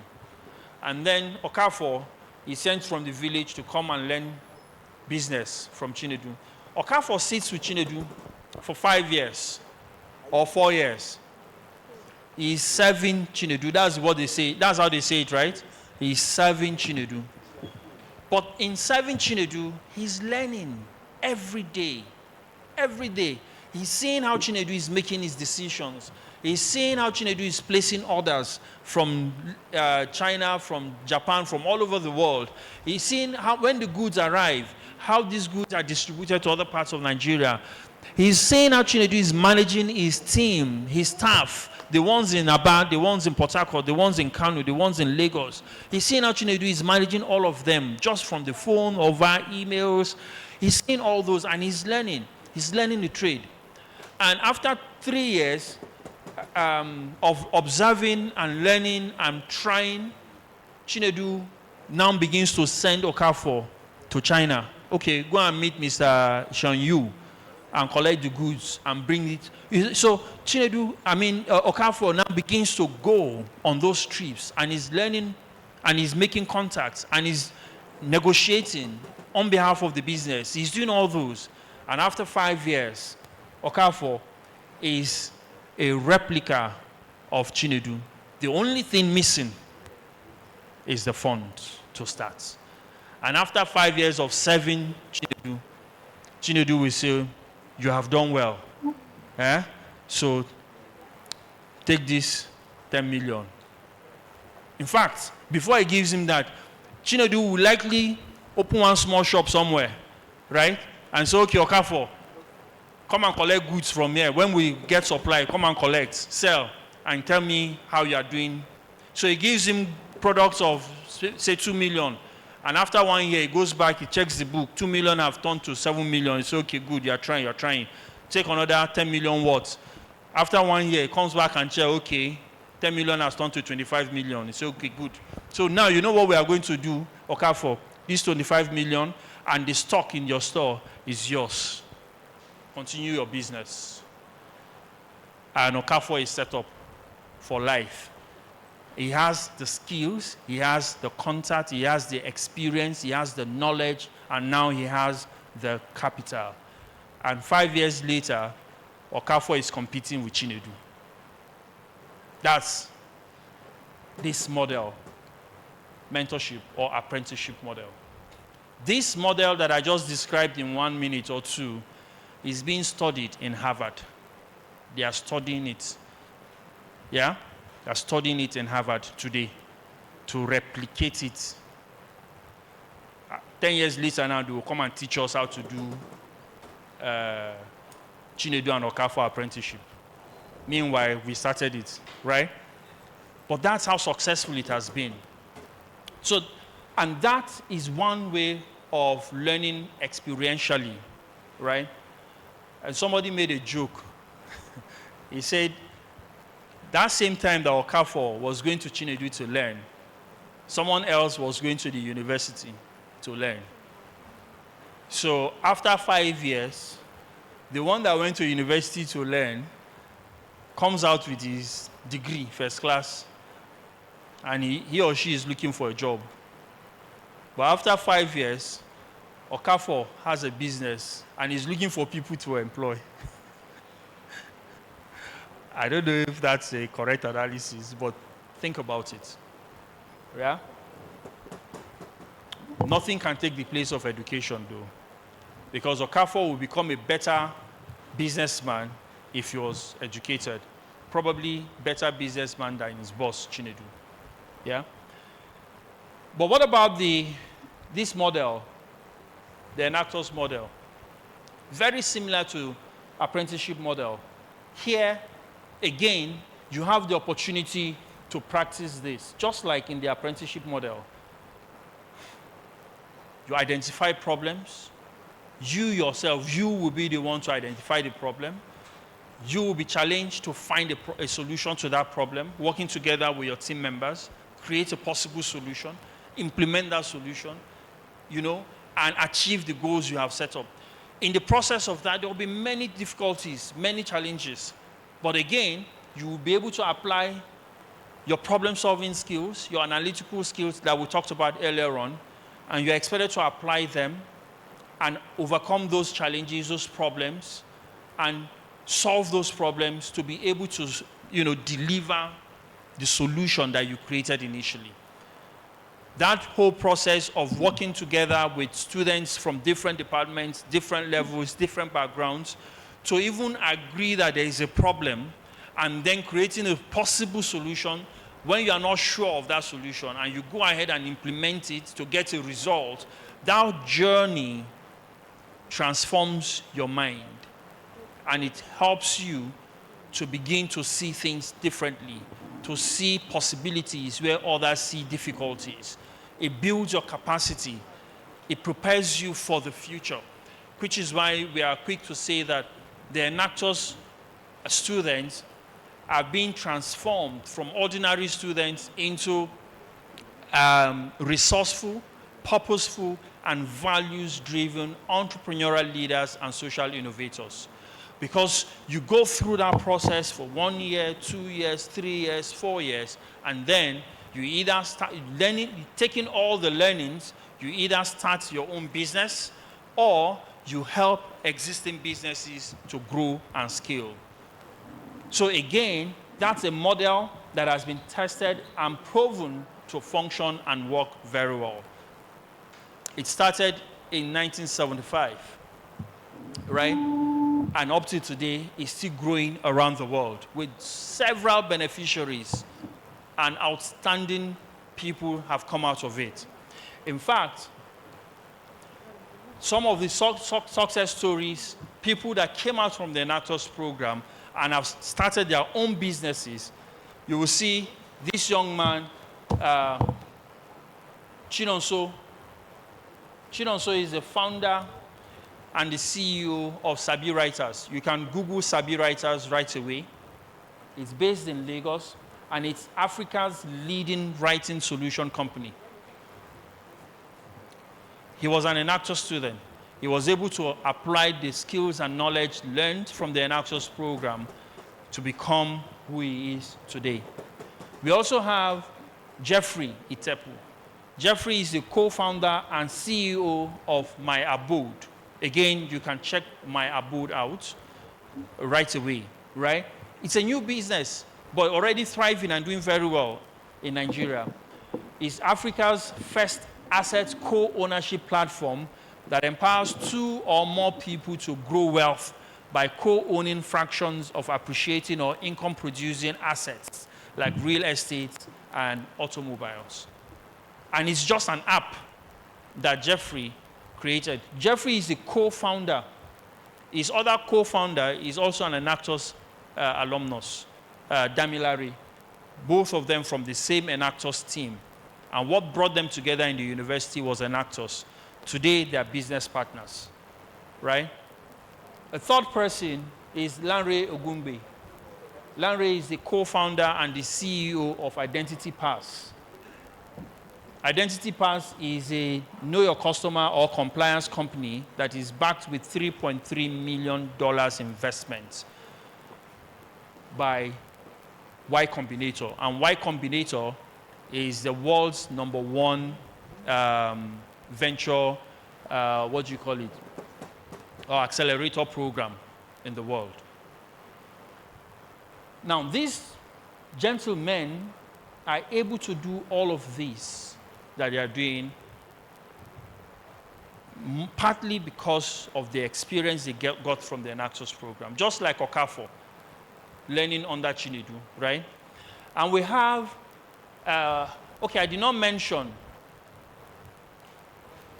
Chinonso here graduated from Abia State University, Enactus program. Jeffrey graduated from Taisholari University of Education, Enactus program. Lanre here graduated from Adekunle Ajasin University. Now, Lanre's company is headquartered in the United States, although it started from Nigeria. It is now headquartered in the United States, and they are branching out to, I think, 2 or 3 African countries today.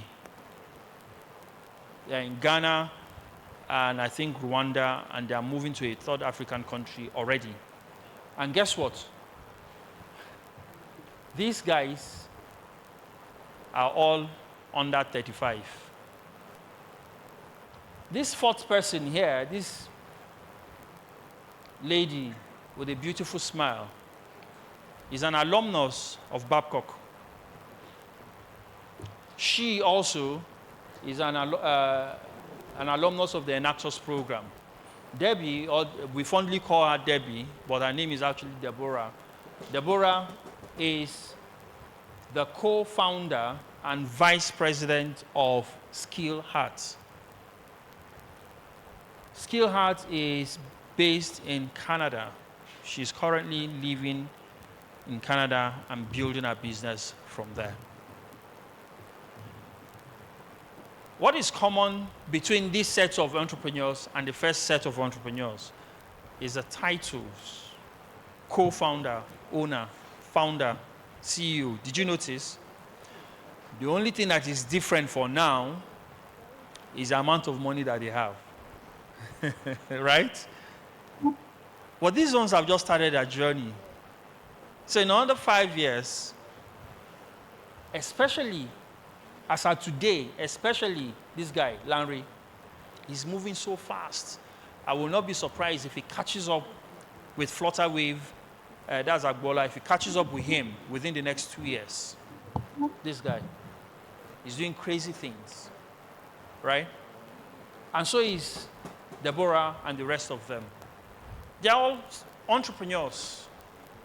They are co-founders or CEOs and all of that. And they are solving problems, creating wealth, not only for themselves, but for other people, because they have to employ people. Lanre has staff. He has 22 staff in different parts of the world. They don't have an office. Do you understand? The last time I spoke with him, about a month ago or 6 weeks ago, he told me that they did not have an office, but they have 22 staff from all over the world.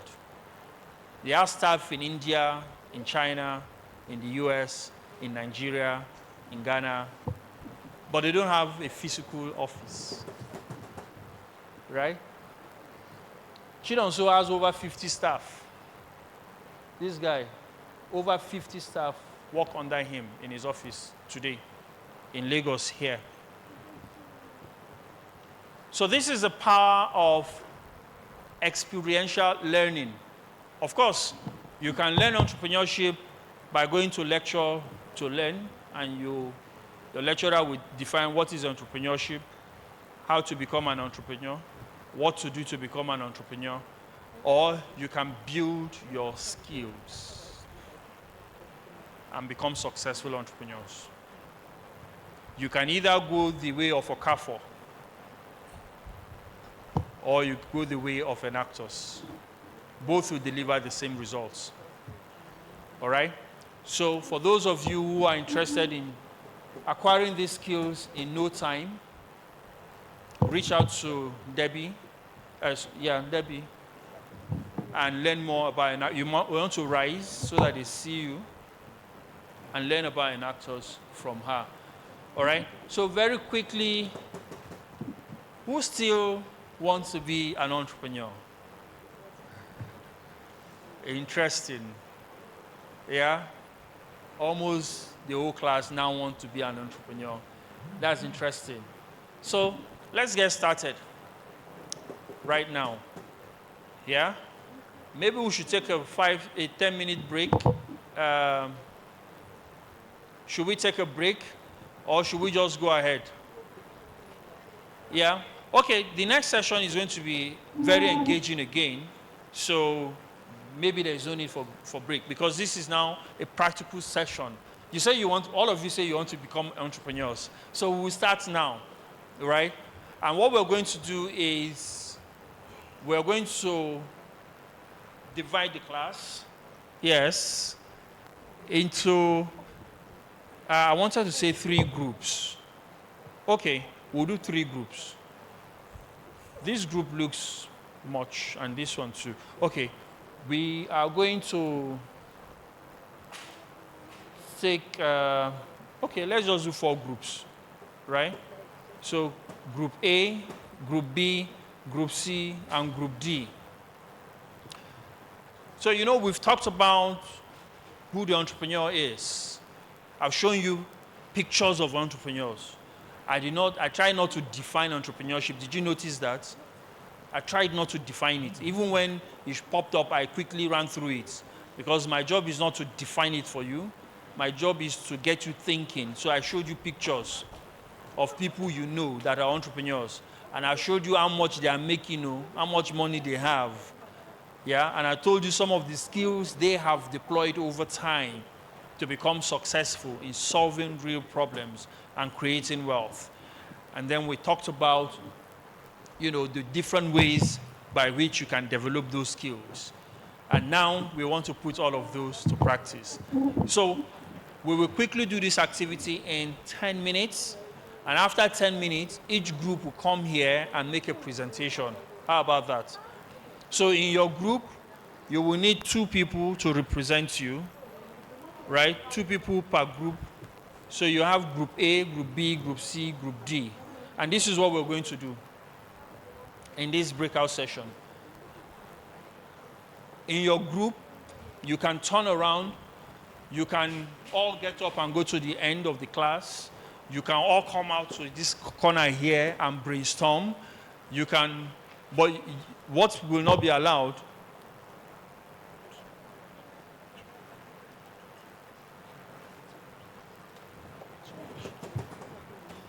ladies, please come back to your seats. This is not the time to go out. Come back to your seats. Yeah? Come back to your seats. You have to be part. You've stayed this long. You have to finish it.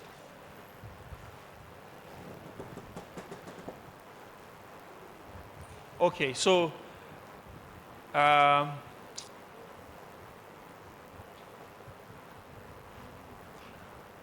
I've just been, reminded that the groups look too large. Nobody goes out, please. Yeah, no excuse. So what I think we should do is to split each group into 2. So here now, can you guys listen? Can I get your attention? Group A, everyone, thank you.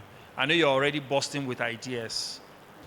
So the first 3 row from there, 1, 2, 3, all the way is group 1, right? So these 3 columns rather 1, 2, 3, group 1, right? 1, 2, 3, group 2, okay? The rest of you, group 3, okay? Is that correct? No. Yes, group 3. Then 1, 2, 3. The first 3 columns, group 4. Then here you have 1, 2, group 5, and then group 6. Yeah?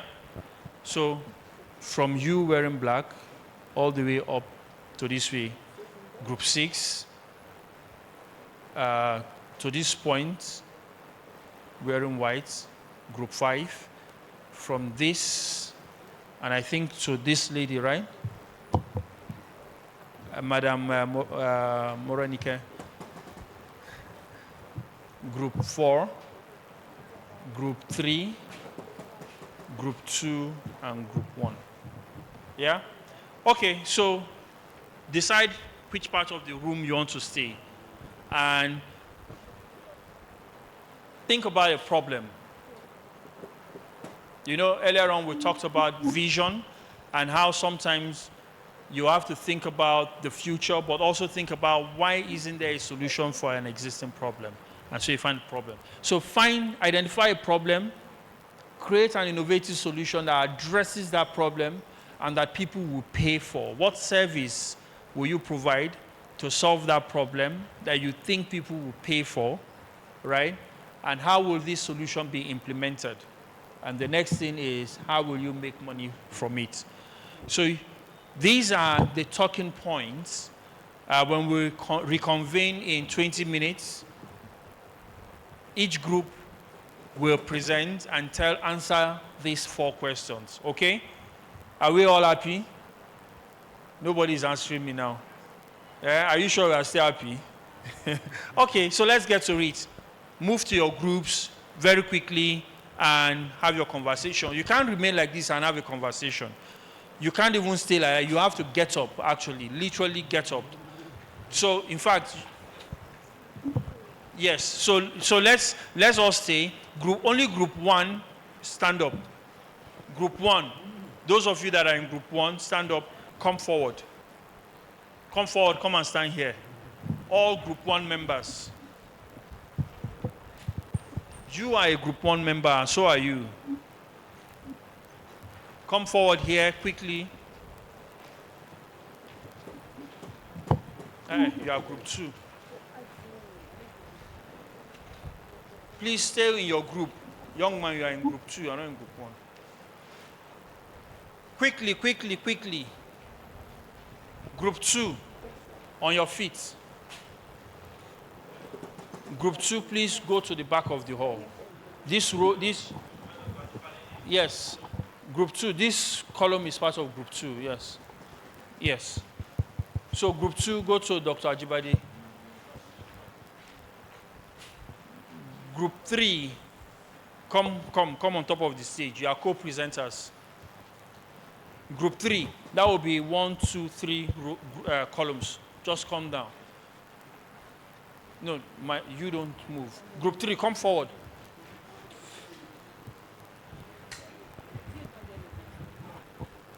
Climb the stage.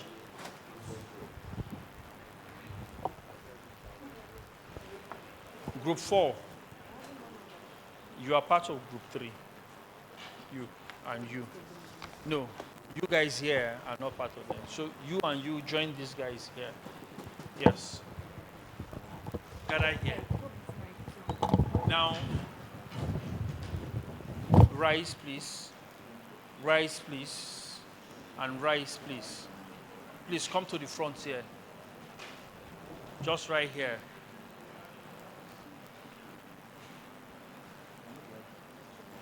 The rest of you here, this is group 4, right? So you are group 5. Okay, all of you just go to the back, to the technical room, in front of the technical room there. Get up, let's be smart. Yeah? Get up fast. No, not you.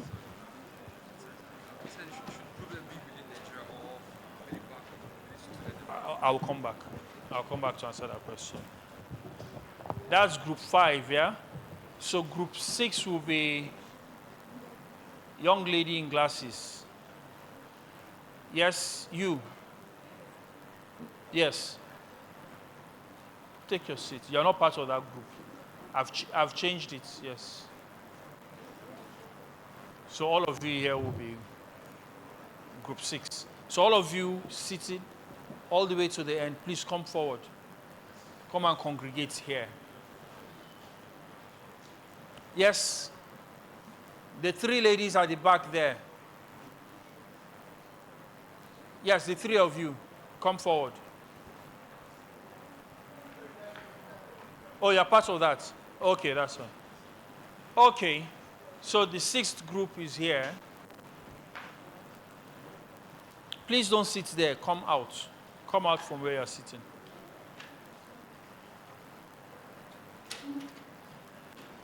So this task is very simple. Someone has asked me, should the problem be a Nigerian problem or a global problem or a Babcock problem? Frankly, I don't care. Do you know the problem? Do you understand the problem? If it's in Babcock, fine. If it's in Nigeria, fine. If it's in the US or anywhere in the world, we need a problem and how you are going to solve that problem. So you have exactly 20 minutes to conduct this exercise, and your 20 minutes starts now. It's exactly 1 minute past 1. Okay, so remember, the task is on the screen. Identify a problem, create an innovative solution to that problem. How will this problem or solution be implemented, and how will you make money from it? See you in 20 minutes.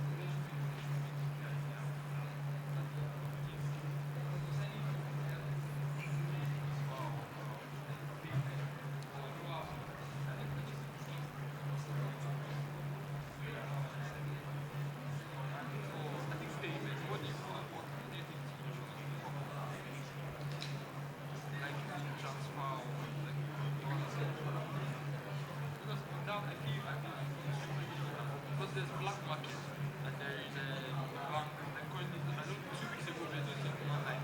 So we checked like network or something like that. So dollar rate currently, if you check bank, it's 460 there. You check black market, like 700 something there. So the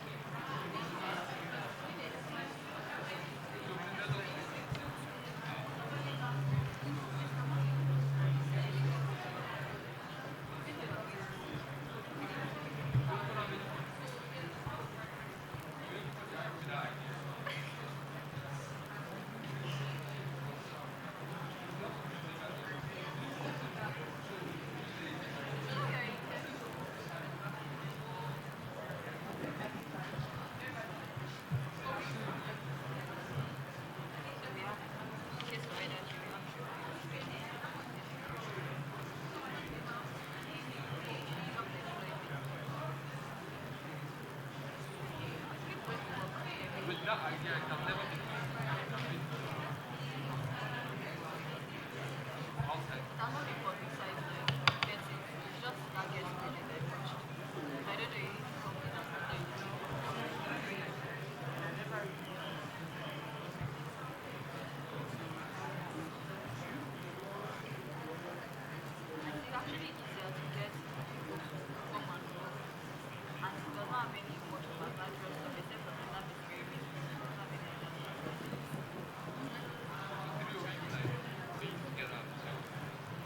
It can be outside.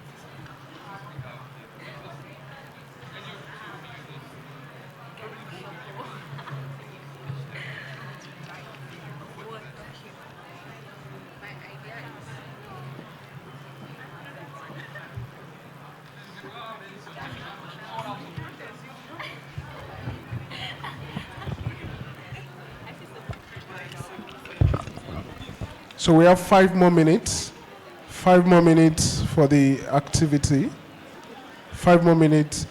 I would advise you decide on the person that will make the presentation for your groups as well.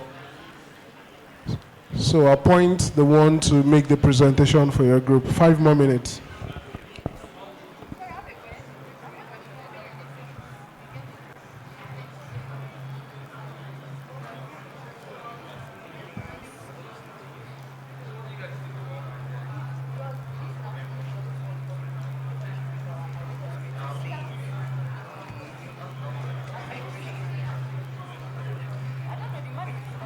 Yeah, it should just be one. I guess one at a time.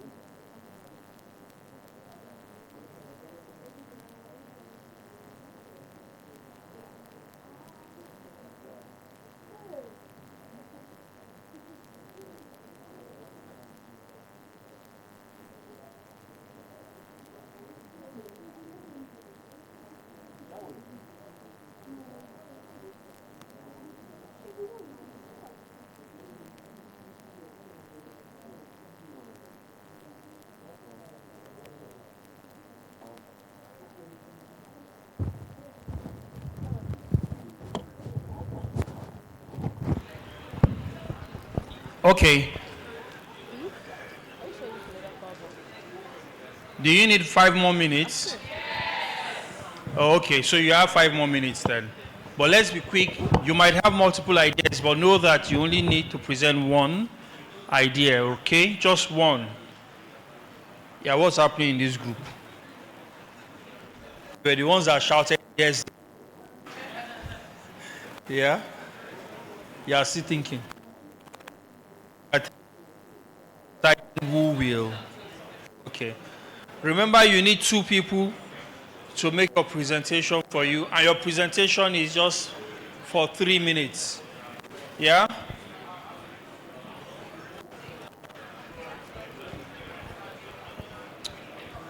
Three more minutes.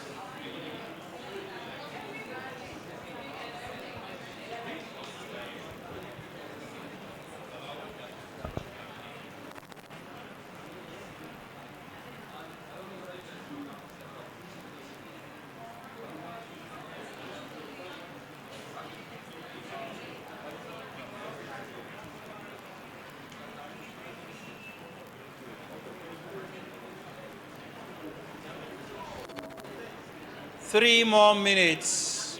You should be wrapping up now.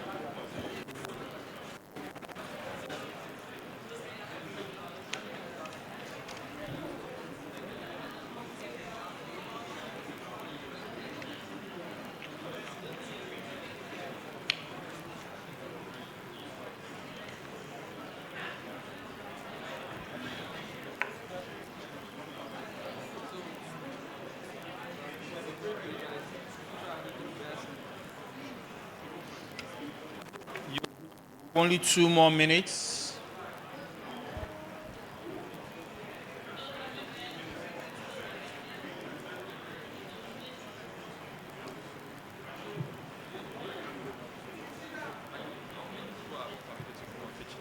Three. Two or three.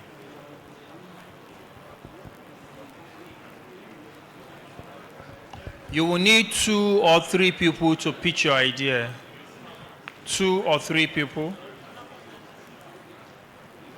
2 more minutes.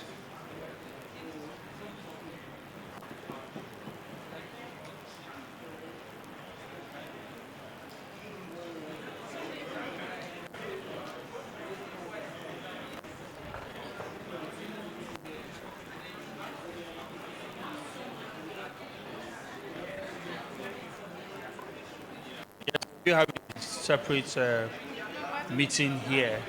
These 4 people. What's the problem?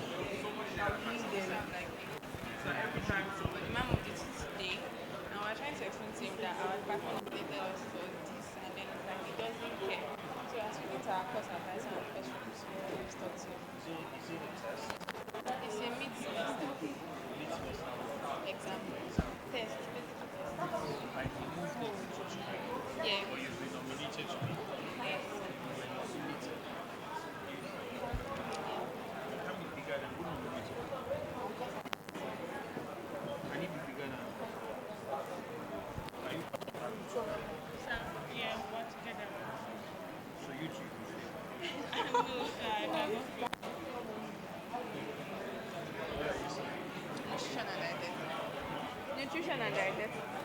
And identity. Dietetics. Nutrition and identity. Diet, ethics. Diet, nutrition and diet. Same.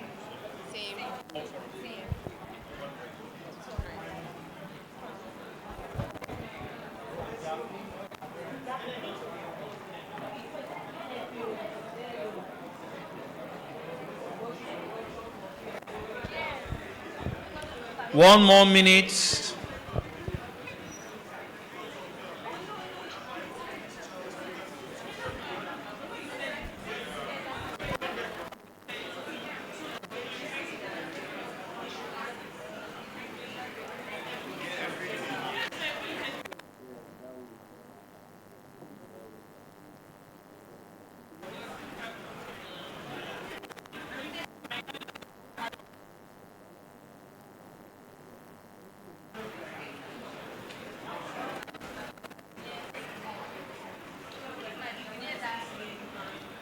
Okay, your time is up. So now let's let's go back to our let's go back to our seats. Okay, no, let's not sit. Let's not go back to our seats, really. Those of you on the stage, please leave my stage. Gather around there.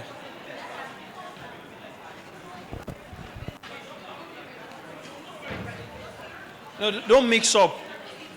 Don't mix up with other groups. Yeah? Group 1, stay where you are. What group is this leaving the stage? Group 2, right? Or B, yeah. Where's group 3? Group 3? No, that's group 2 now.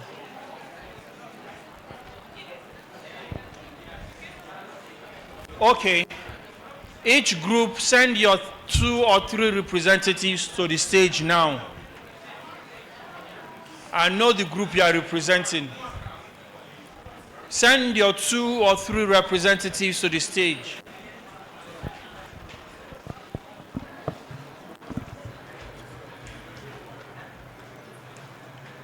Representatives from group 1, come up on stage.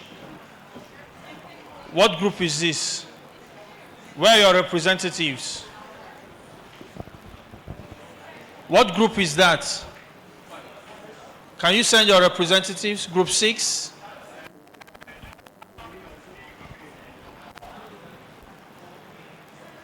Where's group 4? Your rep. To the stage, quickly. Group 5? Where are your reps? Then come up to the stage. Group 1? Isn't this group 1? Where are the to the stage? Come up quickly now, we don't have time. Where's group 2? Group 2, please, the rest of you go back to your seats. Group 2, group 3. Where is group 3 rep? You are group 2. Where is group 4? Okay, group 4 is here. Group 5? Which group is this? Go to that end. Which group is this? 3. Go closer to them. Which group is this? Group 4. Okay. What group are you? Where is group 6? 1, 2, 3, 4, 5. And where is group 3? Group 2. Send somebody quickly now.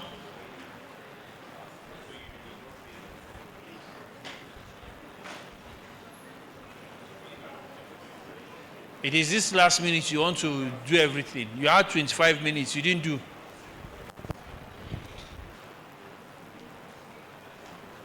Okay, which group is comfortable to go first?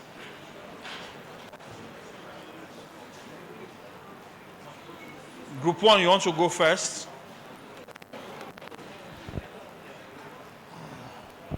Let me have.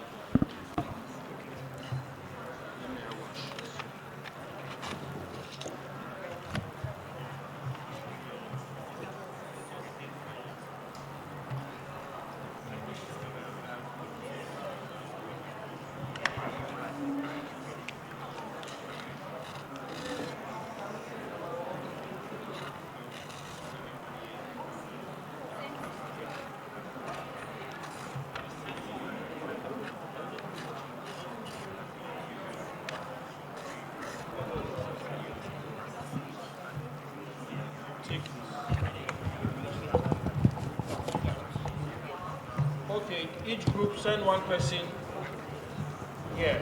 Each group send one person each group.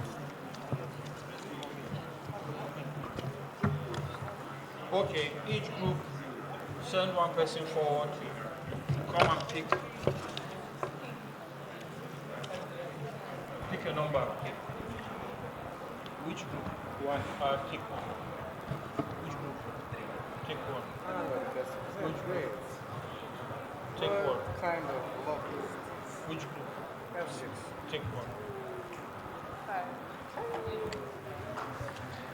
So, who picked number one? Group one. The rest of you come forward there and sit. Front row. Everyone except group one. Front row. Please put your hands together for them. They now have front row seats. Very distinguished personalities.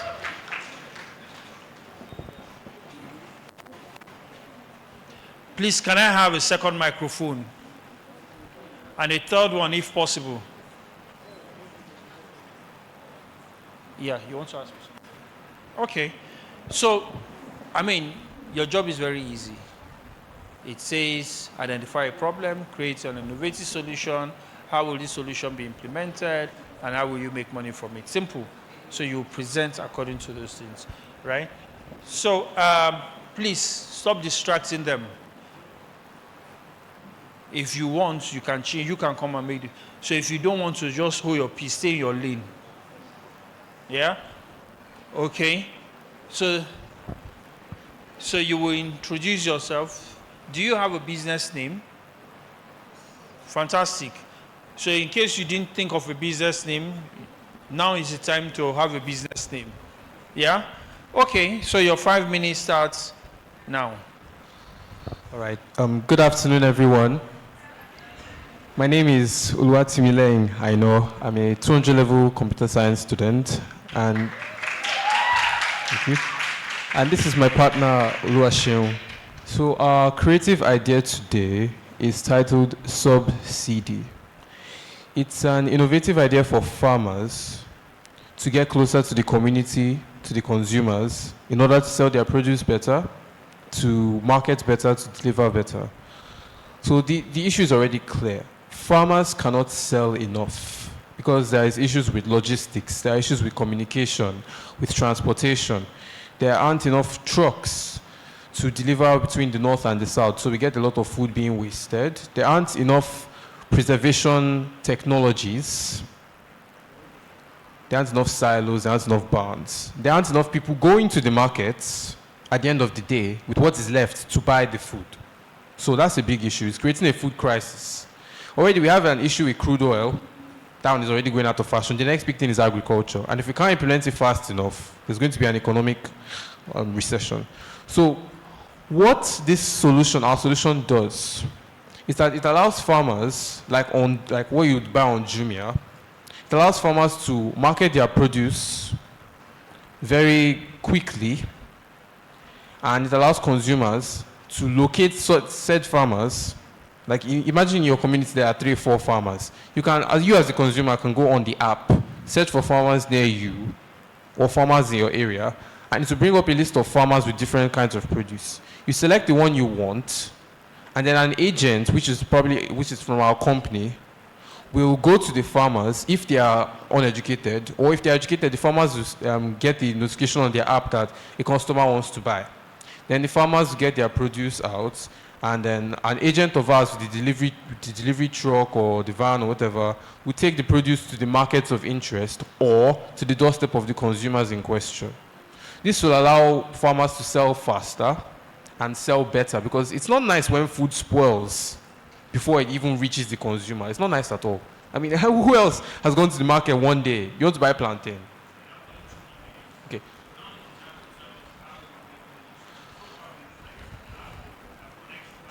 Yes. Okay. Based on delivery. Since one of our agents is the one that will be delivering the food, they will collect a certain amount, a percentage amount from farmers, which is between 5 and 10% dependent on location. The paywall that consumers will use would also attract a small fee, like 1% of what they are paying for. That will be sent to our agents, to our company. And whatever the farmers make at the end of the day from selling, a small portion of it, a small percentage will also be given to us for helping to market their goods. There would also be advertisements on the app. That already generates a lot of money. And advertisements on other platforms like YouTube. As I have seen from a lot of other apps like Grammarly, advertisements on YouTube have been very effective at boosting, consumer interest.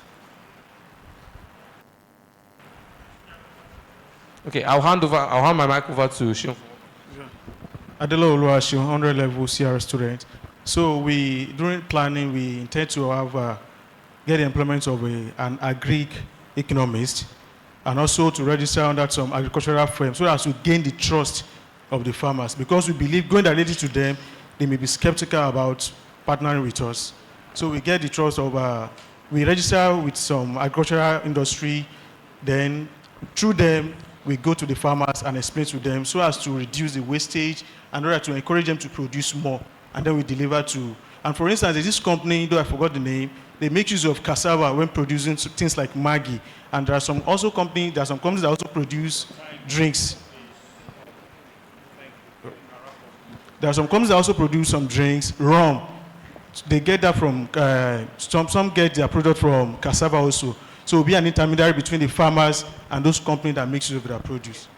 So in conclusion, the reason we chose this title subsidy is because this aims to generally reduce the overall cost of agriculture in the market by making it more affordable and approachable. Are those your group members? Can you see? It's only your group members that are clapping. Please put your hands together for them. Fantastic. So, any questions for them apart from their group members? Anyone is free to ask questions, but their group members cannot. Any question? Throw them under the bus. Yes. Go ahead and project. Sorry? We can't hear you. What is? But I can hear you. There's no second mic, that's the problem. Go ahead. As an agri student.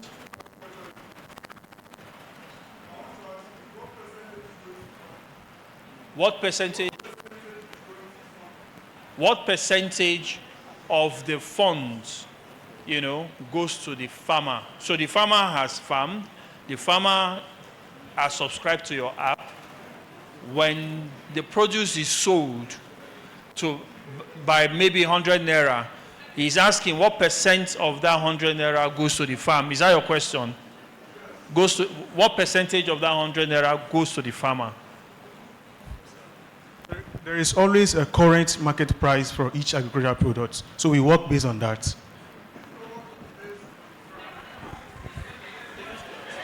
Yeah, go ahead, ask that question.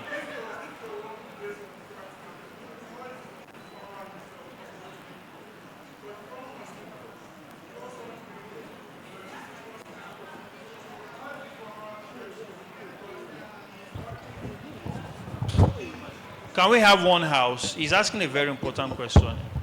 And listen, just hang on, hold your thought. Wait. Can I get your attention, all of you, please? This is a very important part of what we're doing, right? Because the reason why I said anyone can ask questions is so that, we bring out some of those things that you did not think about. You did not have enough time to think about, all right? You may not have the answers, but at least it gives you something to think about, all right? So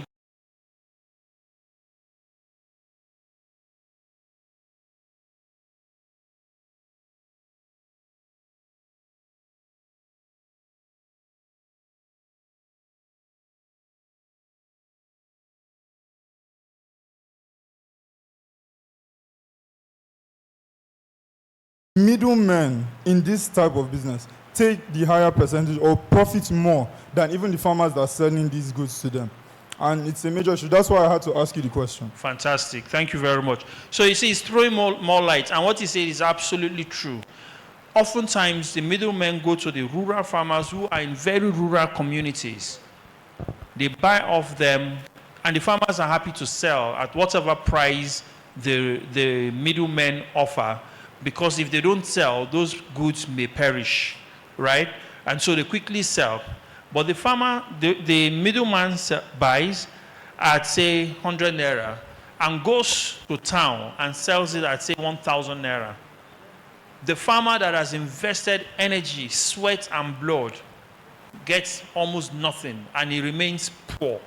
But the middleman, because he designed an app, is now able to take 1,000 naira. Remember part of our conversation, we spoke about integrity, right? So integrity also questions your profits as it relates to other people in that value chain, particularly the farmer, the one who actually tilled the soil. So to what extent are you protecting the farmer? So that's something to think about as you develop these thoughts further, right? Thank you, very well done. Put your hands together for them. Please pass the mic. Which group took number 2? Please step forward quickly.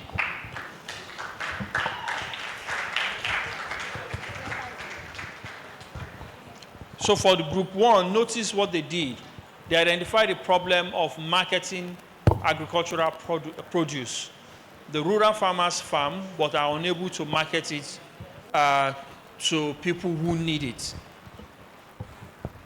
And so they created an app, or they're thinking about creating an app that connects the rural farmer to the potential buyer at a click of a button or a link. You will get to that page. You will see what is available, just like Amazon, but this time dedicated for agriculture. Just like Jumia, but this time dedicated to agriculture. Okay, what group is this? Group 3. Group 3, do you have a business name? We are... It's okay if you don't have a business name. Okay. So your 5 minutes starts now.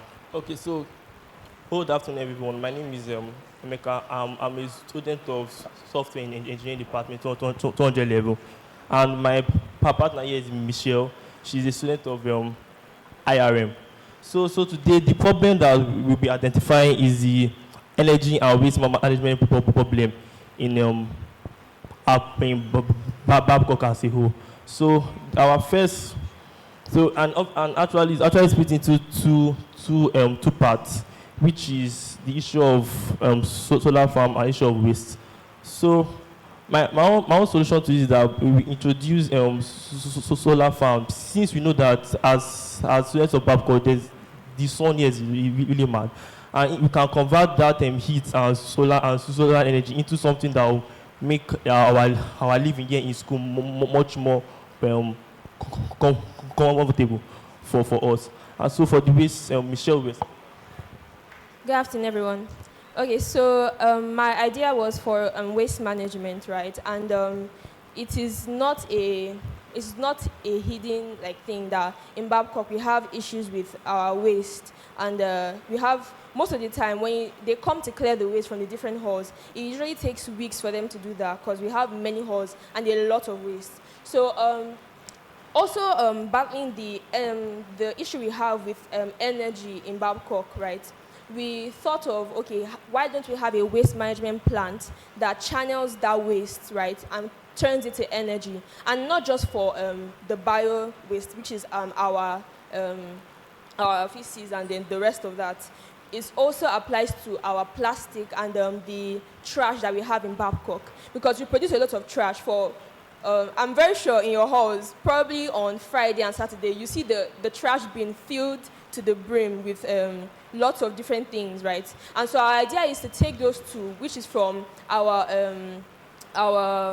cesspits, and also the trash that we produce from the things we eat and the things we drink, and then be able to convert them to energy, like you said, also to make our living here in Babcock much more comfortable and to actually harness the natural resources we have into energy. So we're now moving, after identifying the problems, so we're now looking for creative ways to address this problem. So the way I thought of addressing, of harnessing our sun's solar energy is by, I don't know if you all know the term called, something called a solar farm. because in most developed countries like Dubai, which have the desert and large space, they have something called a solar farm, which is a collection of solar panels, which we all know how solar panels work, which receive energy from the sun and converts them to solar energy, which is stored in the battery and that are also used. So we all know that there's let's say a quite amount of free space here in Babcock. Like for example, my whole Winslow, there's just a large empty plot out of land like it's quite with. So we can clear those spaces and use them as solar farms, which Okay, can so use now energy. I think you've done a fantastic job of telling us the problem and telling us about how you will do that, deliver the solution. The question now is, how will you make money? How will this business make money? Okay. If you have this solar farm that's converting, not just solar farm, you called it waste management plant. Yes, That it's converts all forms of waste, into energy. Now that you have the energy, how do you make money from that? Okay, so our where we decided to take this, how we make revenue from this is that we live in a society where, like, our daily life is to be blackouts, right? So there are days where, up Nepal, let us come, glory to God. So we decided to, Nigeria or majority of people in Nigeria, let's say those who cannot afford to always have light 24/7, right? Because there are places in Nigeria that have light 24/7. We can offer this to them at a lower cost, right? So in Babcock, like you said, the solar farms and in our waste management, we can take this energy or the excess energy we have made in Babcock and we can channel it to our environs. Let's say Elation, for example, where instead of paying the light company, it's privatized energy. They are paying us for the light that they are using 24/7, right? Because we are giving it to them at a premium. If it is PHCN, they are going to be charging an exorbitant amount of money for them to have light 24/7. But we are charging it at a lower cost. So apart from the money we are going to make from giving light to them, they can also basically you will sell the excess electricity. Yes, but, yes. But not only that, right? There can also be other universities, because if you look at the data, right, majority of Nigerian universities are in Ogun State, where it is quite hot most of the time. So they can contract us to go to the universities and to set up these structures. So you will be selling here and you'll be providing consultancy to other universities. And also maybe states and nations at large. Really? Interesting. You want to become the next Elon Musk in a couple of days, yeah? Congratulations, well done. I think you guys did well, yeah? Good job. I like your confidence. Both of you are just too confident and, and you sounded knowledgeable of the problem and the solution. And you particularly, I like that you have not allowed the impediment to stop you from speaking. So I think you should put your hands together for anything. Yeah, that's a great strength that you have right there. Yeah. And you have done a good job of it. So congratulations. Any questions for them? Yes. She's meaning them. Okay, it's just a simple question. I wanted to know, in terms of the solar fan and everything, how would you deal with the issue of climate change? Yeah, climate change. So I can answer that question for them. Yes. They are already helping ameliorate the issue of climate change because they are taking waste from the system and converting it to energy that is environmentally friendly. Their process is more environmentally friendly. The waste that is produced in the community, like she said, degrades the environment. And sometimes it takes weeks for them to clear the waste in your hostel. Is that what you said? Yeah. So now they are saying, don't even come and clear. Create more waste. We'll need more waste because that waste will be channeled into the waste management plant that will then transform the waste into energy that can be used for halls like this. So you don't have to pay for diesel, and you don't need to buy diesel. The more you buy diesel, the more you contribute to climate change. The less of diesel you use, and if you use more green energy like they have said, you support the environment and you strengthen it against climate change. So I would defend them. Yeah? Yes. Also, it just came to me that she could be talking about climate change as per, like, okay, there's no sun. What about the rainy season? How do we still sustain the campus? Is that right? what you mean also? Okay. Yes. So he was also about to expatiate the fact that we can have batteries, right? Industrial. Don't go to batteries. Oh. If you go to batteries, you will impact. Because, okay. Well, you can think about batteries for now, but long-term solution will be something else, or you have to think about improving the battery system, because by the time that battery's shelf life expires, what becomes of the battery? It goes back to the environment as a pollutant. So it's okay to think about batteries for now because you need to store the energy, right? So that those times where there is no sunlight, you can then use the energy from the batteries. Fine. However, as you think about your business, you must think about making it sustainable to say, this battery, can we extend its shelf life so that instead of 1 year, this battery can last for 50 years? That way, you don't think of the environmental impact it will have in 1 year. You'll be thinking about it in 50 years. And maybe before 50 years, you'll find a solution finally to batteries, okay? Yeah, but then aside batteries, the human body doesn't take a break from making waste. So the waste system will inevitably run in concurrently, no matter what the climate change will be. Yeah, but you need to store energy. So that battery is a question that you have to address at some point, not now, okay? That battery, you will, if you are today, as of today, if you are doing green energy, you are generating electricity, you need to store it, especially when you mention solar farms. For every solar farm, you need batteries to store up energy. Today, the technology is battery. So maybe tomorrow you can come up with something more efficient, right? So think about that as well. Yeah, I think they've done well. Put your hands together for them. Okay, let's quickly take your question and move to the next group.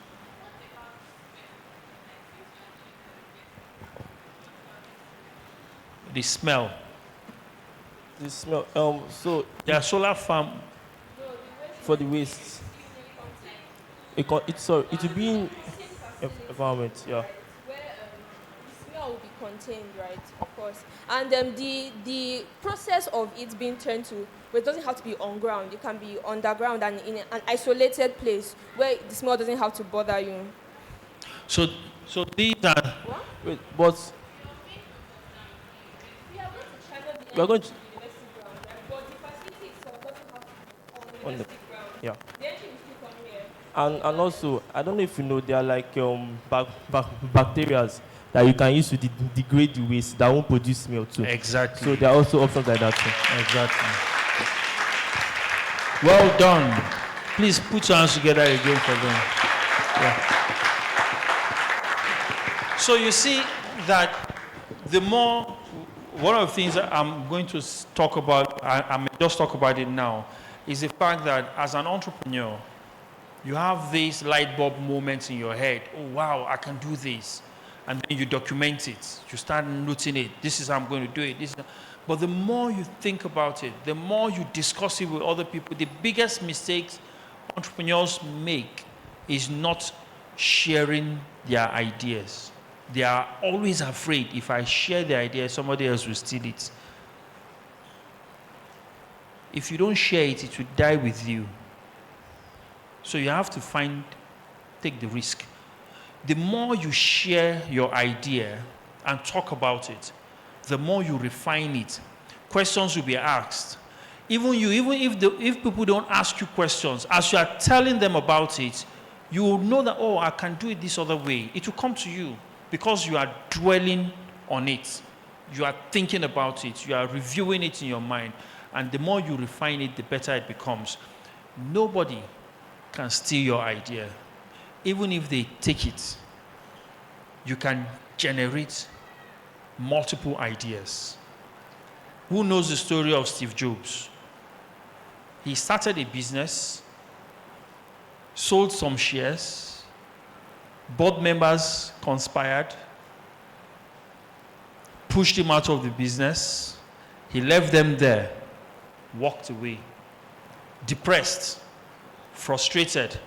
This business that I started, now other people own it, and I don't even own it anymore. He went back, built another business, and that business that was taken away from him, I don't know if it is legal or illegal, I don't know, I don't have the details.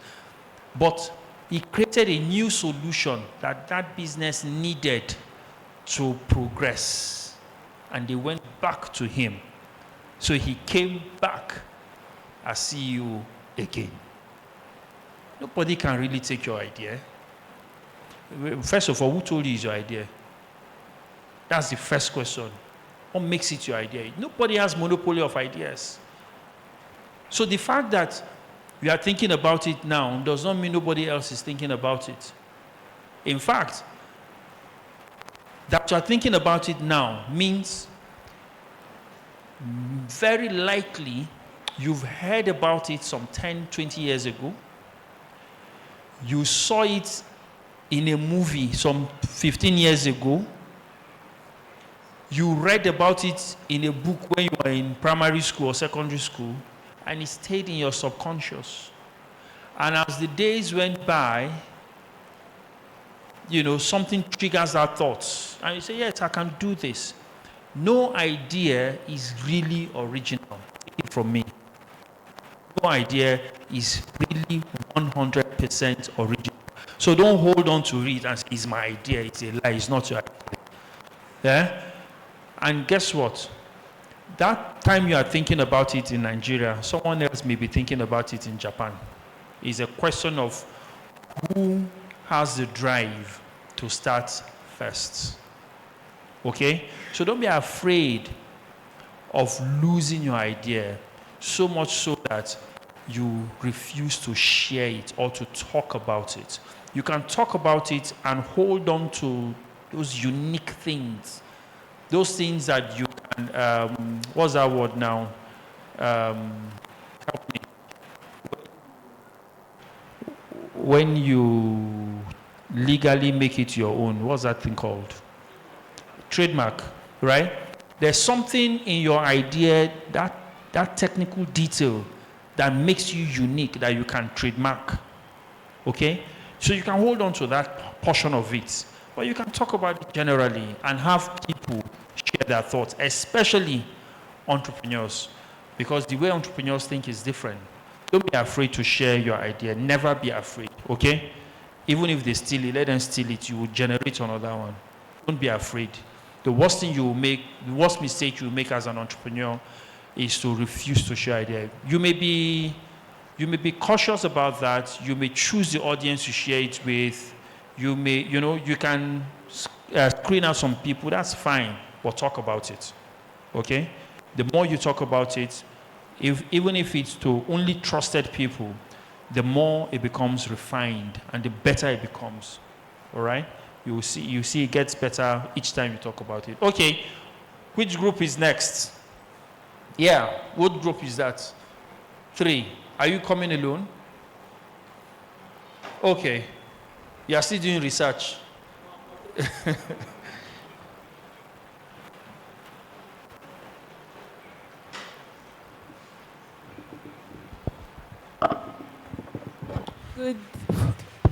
Good day, everyone. My name is Priscilla Akaniro. I am a 200 level CS student.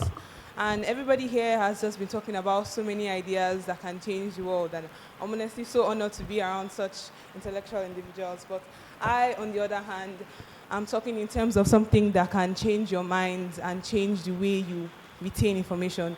Imagine an app or a website that you come into the interface and it asks you for some certain questions. your name, the school you go to, your course of study, and matches you with study schedules, study techniques that can help you change the game in your academics and help you not only pass in school, but also retain information and add to it. And not only pass your exams, but also helps you to retain information in the long run that can use to better yourself and better those around you. That is where Raise Your Hand comes in.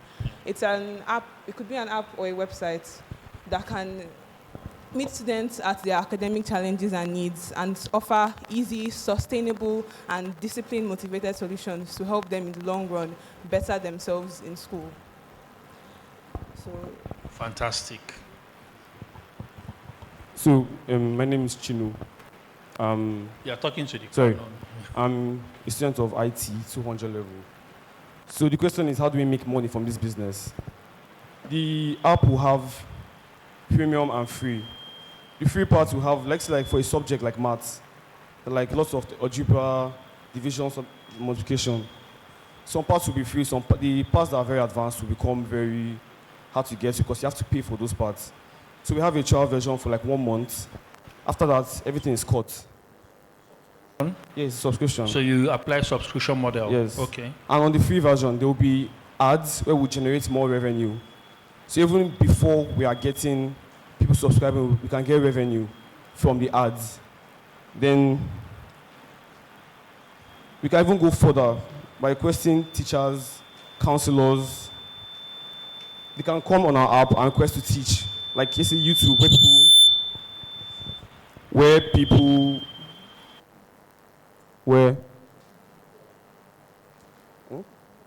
yeah.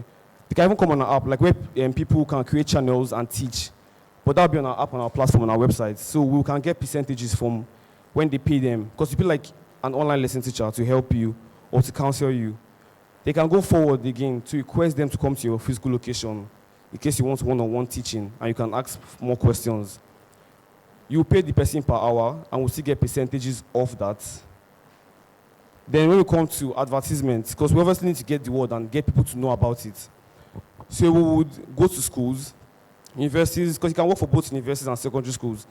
So we go to the HODs, course advisors, course reps, for Babcock, Busa officials to help spread the word by mouth. And this is the app or platform is for students. Parents who want to be a big part of it.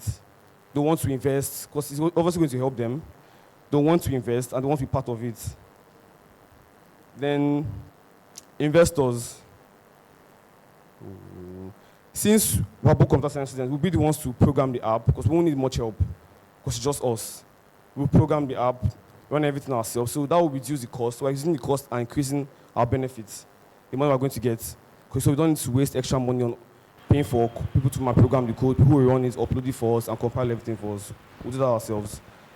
So the only thing we need to pay for is probably advertisements on a larger scale when we grow bigger.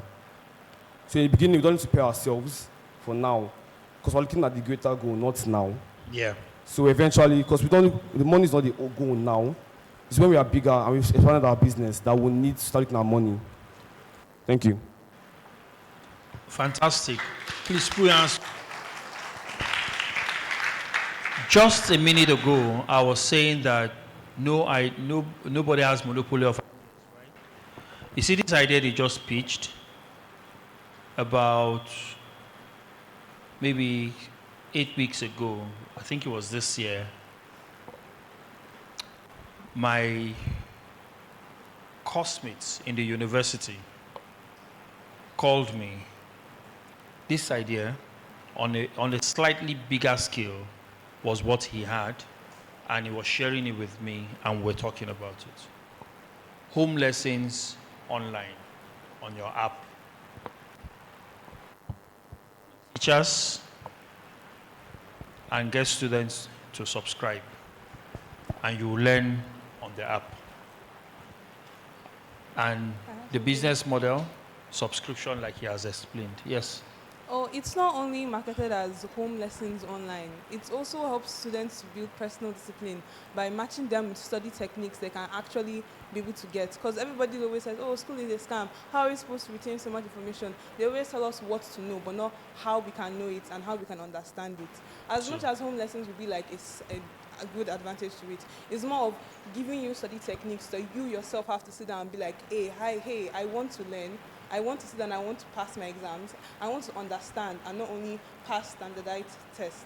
I want to be able to add to my environment with my own mind and be able to add in programs and foundations like this. By matching you with things to help you retain information that is thrown at you on a daily. People have 10, 15 classes on a day from different countries of the world. But how are you supposed to retain all that if the next day, new set of information? So that's where you come in. Fantastic. I mean, you just broadened it again. So that's just to say that now, at the time, 2 months ago when I heard about it, I thought he was the only person that had the idea. Look at it. And there is no way they know each other. Where are you from? What about you? Did you notice something? One is Okafor, one is Chinedu. Remember Okafor and Chinedu. Okay, so questions for them. Yes.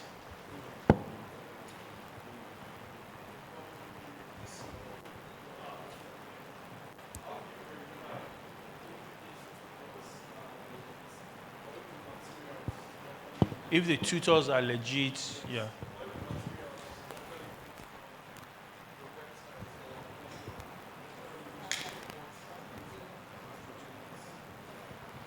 Okay, before, are you talking on a larger scale or like when we're just starting?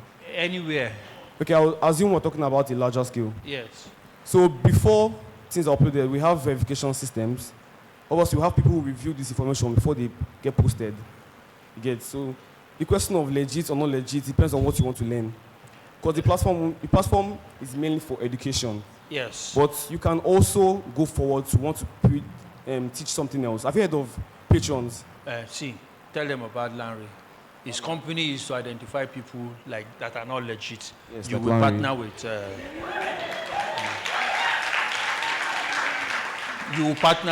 They will partner with him to verify everybody that needs to be verified. Okay? Well done. It's a compliance company and know your customer. So if you say you're a teacher, we will contact Larry. Larry will verify you. If he verifies you, we'll sign you up. Abby? And we'll all make money. Yeah? And we'll become the next Elon Musk. Yes, question.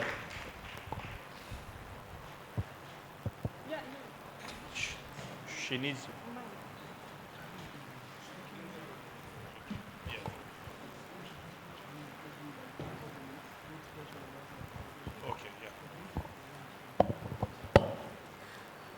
In the beginning of your presentation, you said something about it doesn't just help you pass your exams, it helps you retain information on the long run. But I don't think I heard any feature that actually helps this. So can you repeat it? Maybe I missed it. So yeah, that's my question. Okay. In terms of features, the app invites you on the homepage of, what is your name, what university are you in, your course of study.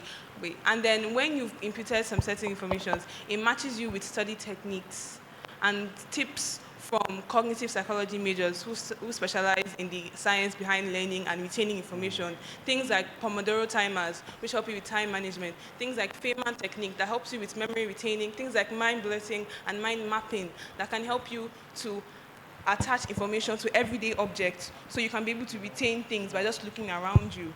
All right, thank you very much. But your time is up now.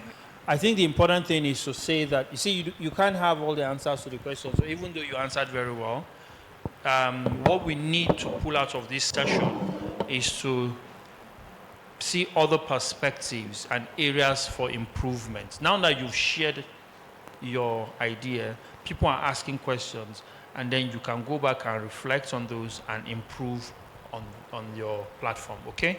So congratulations. Well done. Where are your team members? Okay, next group.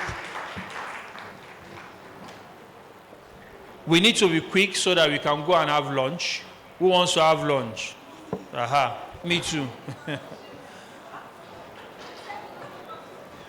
They said, yes now, that's what I mean. We'll give you food. Yes, okay. very quickly in 2 minutes, tell us about your business. Okay, good afternoon, everybody. The title of our project is going to be Foreign X, and we are working to develop an app that will be focused on basically making it easier for people to have access to physical foreign currencies. For example, I'll give you the fact that I believe at one point we've all been to the bank where you witness people saying things like, "Oh, I want to get certain amount of money in this foreign exchange," and the bank will be telling you they don't have foreign money, and it doesn't make any sense. You are the bank, for God's sake. So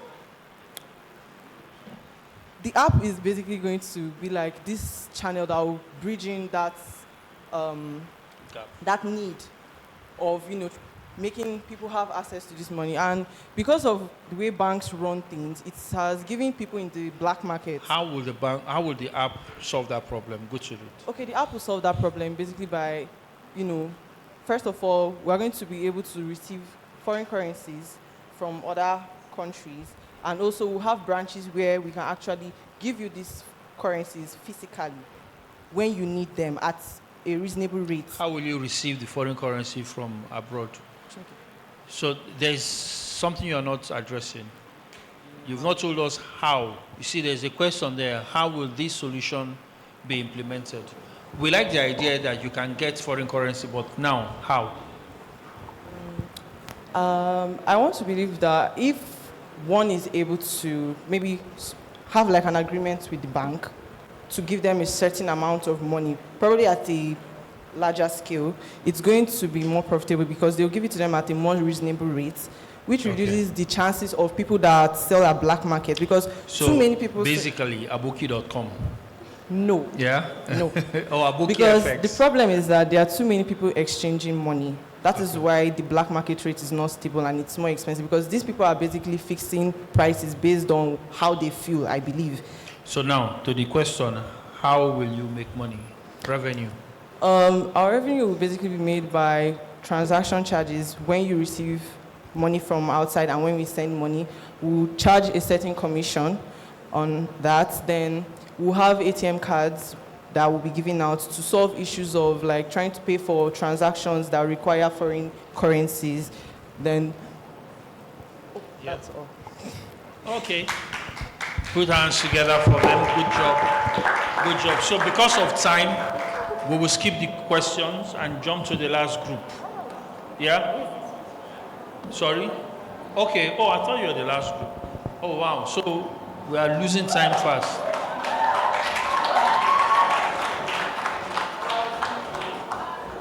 Okay, so we are going to hit the nail on the head very quickly, yeah? Good afternoon, everyone. My name is Obi Uchenna. I'm a 300 level finance student. And I'm here with Abisola Deborah Madu. She's a 300 level mass communication student. And Victor, a 200 level IT student. The distance from our halls to classes keeps most of us frustrated. And trucking is no one's talent. Many times we run out of cash and swim into SACPA Frustration Pro Max. But I introduce to you today our company, your solution, vouch for you. So we are going to be providing a payment solution for the Babcock University transport system.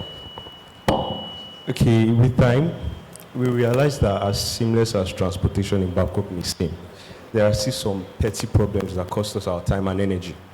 And we have tried, our idea is this, to implement a payment system that improves the transportation sector. Now the idea is this, imagine having to move around Babcock with just a card that grants you access to move with ease. And the essence of this card is to make movements in Babcock seamless and and energy saving and time saving also. So implementation of this idea is this.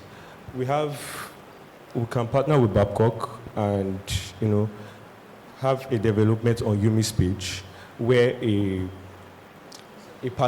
subscription package can be made. So doing registration is as good as trying to pick the best hall or trying to go to the best church. So it's going to be like a rushed kind of system.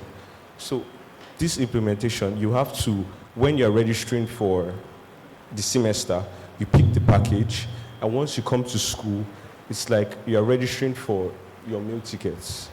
Maybe 3-course meal, 2-course meal. So you come to Babcock, get your voucher, and it's like an electronic-based voucher, a card. So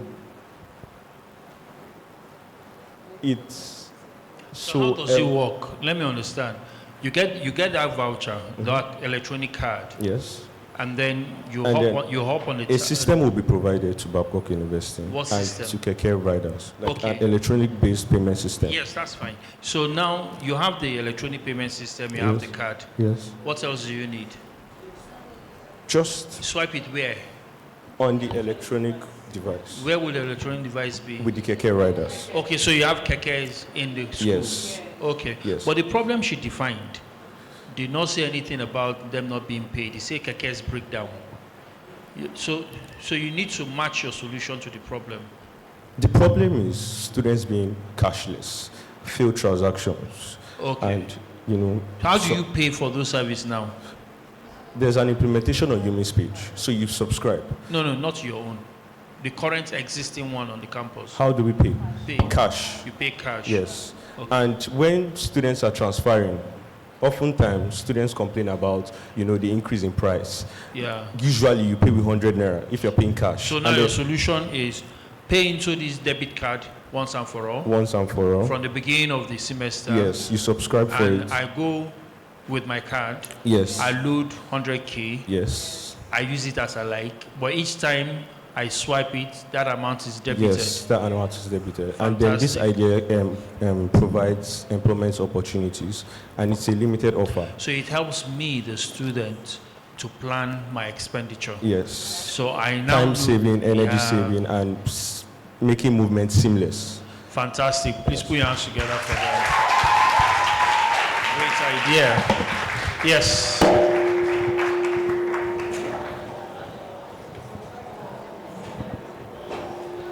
Is this our last group?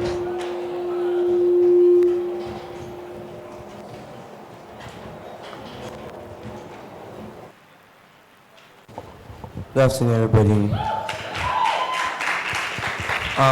Adenibi Solomon from Physiology 100 level, and this is my partners for my group too.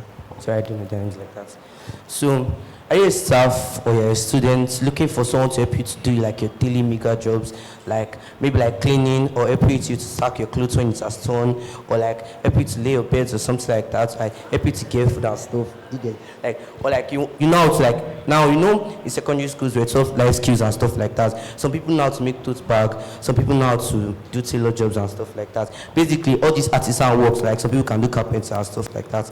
Or you are looking for a way to get your job like to people, like now we have students who know how to do tote bag, like you have all these life skills, so I'm looking for people, even someone to like do job for something. So we in my group, we've thought of an idea that makes it easier for you to be able to find jobs, or for you to be able to find people that will help you to do your jobs, and that is, we present to you Andy Man. Okay, my name is Amadou Bukola Blessing from Education Department 200 level.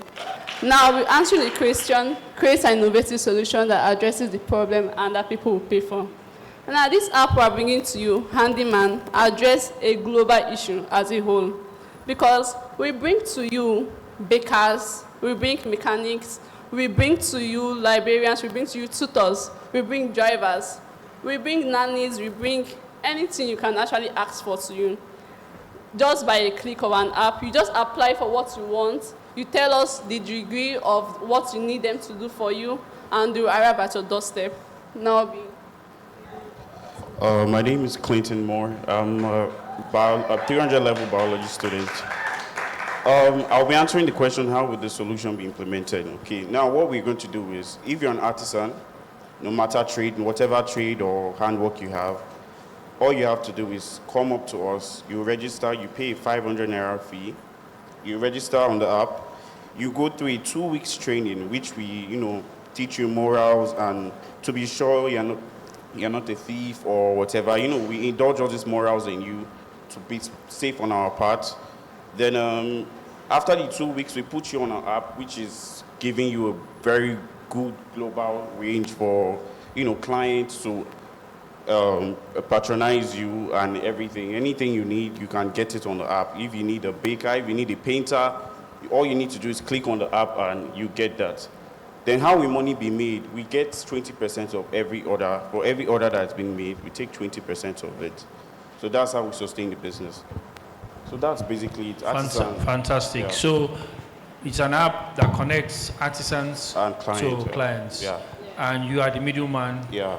You get paid subscription and percentages for each transaction. Great. Let's put our hands together for them. Yeah. Again, because of time, we may not take questions. Thank you very much. Well done. Good job, guys. I mean, you see, it's not so difficult to come up with entrepreneurial ideas, right? It's not so difficult. And by the way, all of you did great. So please put your hands together for yourselves.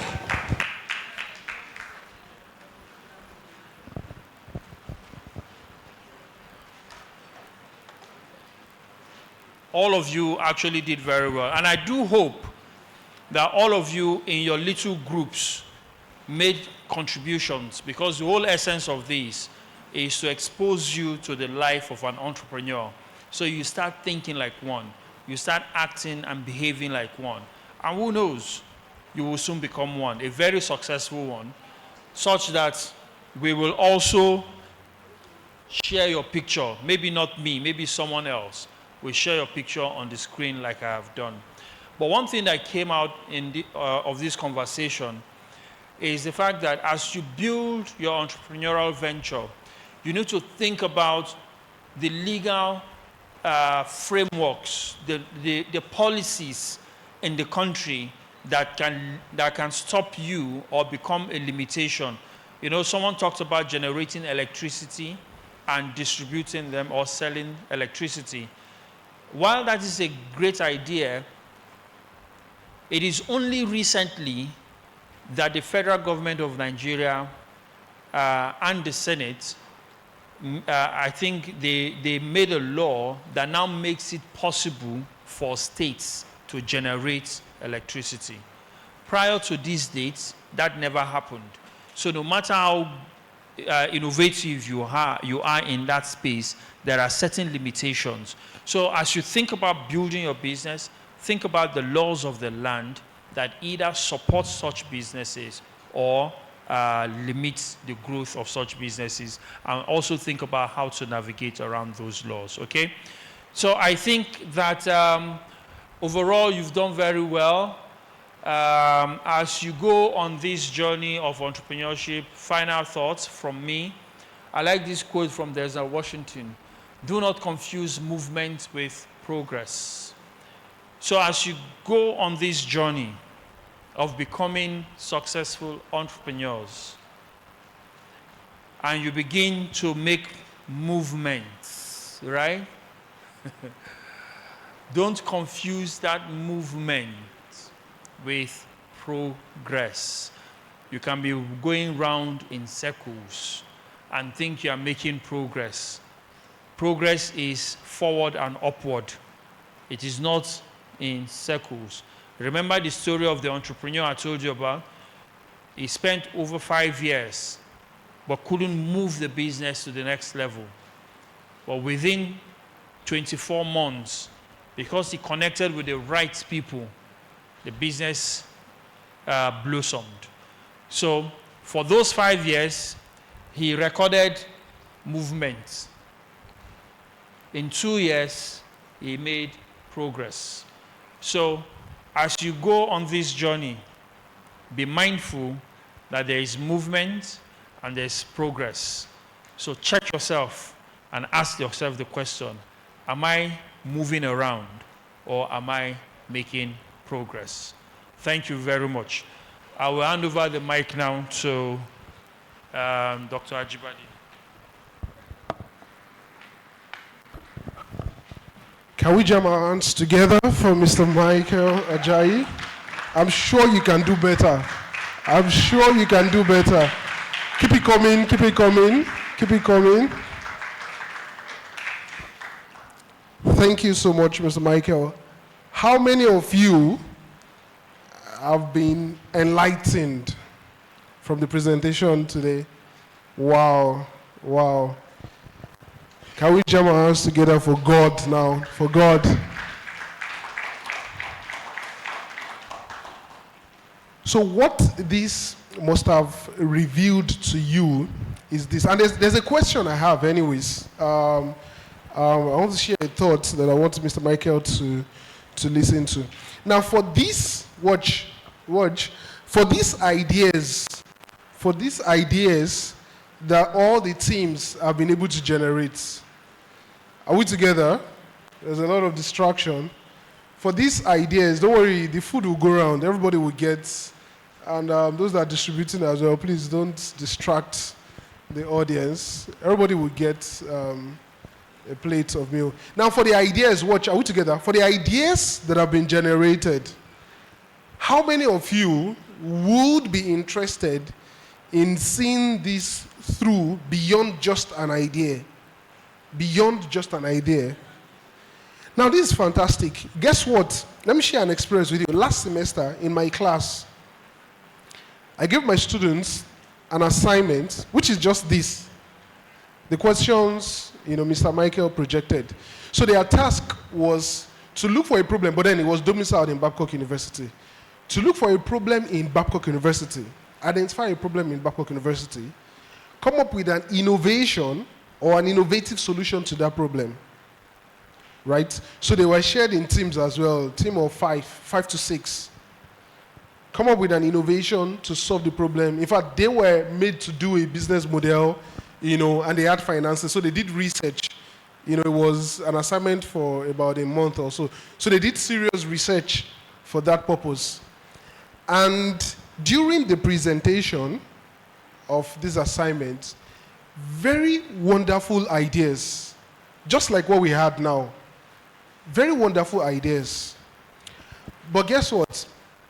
Now, something that will happen here tomorrow, I said that earlier in the morning, is some teams in Babcock University will be coming to pitch their ideas like this as well. Now, those ones are going into, they've actually some of them have started a business already, and they already have some traction. So they are coming to pitch their idea to investors tomorrow. This time tomorrow, or by now, we would have been done by now anyways. So tomorrow, there's a competition that is happening. How many of you saw the flyer for Babcock Innovation Enterprise Challenge? Yeah. How many of you applied? How many of you applied? All the hands are down. You said what? You what? The process was what? Was cumbersome? Oh, really? It was a Google form. It was a Google form, but then you were supposed to make a slide using the business model canvas. All right? Now, watch. So those that applied for that challenge, the students like you that applied for that challenge, they are undergoing a training, right? So a company was, gotten to train the students in that pool. And if you know any of them, you need to just ask them, how has been the training? It has been mind-blowing. Because in the training, their eyes have been opened to the fact that, you are going into the real world. So it's not just an idea. So those guys will be coming here to pitch their ideas tomorrow. Not all of them, actually. The top 15 out of all the ideas will be here tomorrow morning to pitch their ideas to investors because they'll be getting some seed fund for their ideas. Now, back to the story I was saying earlier.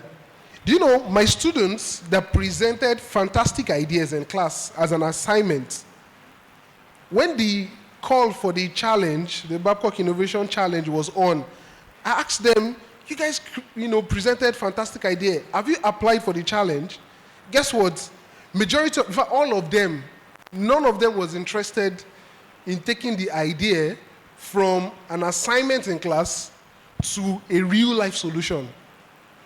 It was just, to them, it was just an assignment in class. I presented, I've gotten my grades, and that was all. So as you were making your presentation, I was just telling myself there that I'll come here and ask you, how many of you would be willing to take it beyond just this presentation to actually seeing through that process? Because Babcock University will provide the support you need. Yes. Right? I told you something in the morning. They were charting a new path in Babcock University. So we needed to start thinking beyond, it was fascinating, it was interesting or funny to me that those guys in my class are more interested in getting a grade for a course they are studying that they might not end up using at the end of the day. But this is an idea in your mind that can create the next, see all the pictures. But they weren't interested. So I hope somebody seated here this afternoon has been challenged to see. In fact, Dr. Kwaba was just asking me that the ideas you guys just presented, is it that you've been nursing them before, or you are just able to come up with them in just this how many minutes meeting? That tells you what God has dropped here for you and I. But how many of us are using this, what God has dropped here? Very few of us. And Babcock is now out there to ensure that you make use of what is here. Right? Because lying in here is what? Is wealth. Is wealth, and we need you to be able to tap the wealth. So once again, I want you to jam your hands together for Mr. Michael Ajayi, who have taken time out to come in. You want to say something again? All right. So you want to say something? Thank you. So thank you again. It's been a pleasure hanging out with you guys. Did you enjoy my time? I definitely enjoyed I told you I'm not a lecturer, right? I hope I did not act like a lecturer. Nice. Not that there's anything wrong with lecturing. Okay, so one last thing.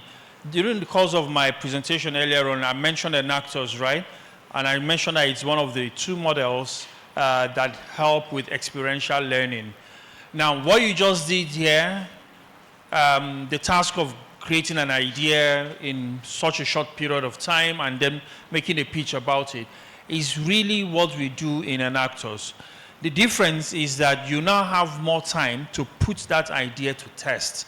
So the journey you just talked about, to go through the process, you then get a chance in Enactors to begin to implement it, and try, fail, learn again, try again, fail, learn again, try again until you get it right. And that is why those pictures I showed, Lanre, Chinonso, Debbie, and Jeffrey, that's how they developed their ideas and eventually built businesses that are thriving today. Okay? So if you want to join the Enactors program, this is a call. For those of you who might want to join the Enactors program, please, Debbie, be on your feet again. Any other students in the room? Yes, please rise up. You can meet them right. I'm sure you know them. When do you guys have your meeting? When is your next meeting? So just tell them where and when. Okay, our next meeting is Sunday by 3 at BU Codel last floor, but I'll be calling out my number in case you want to reach out. So take it down, 0800805.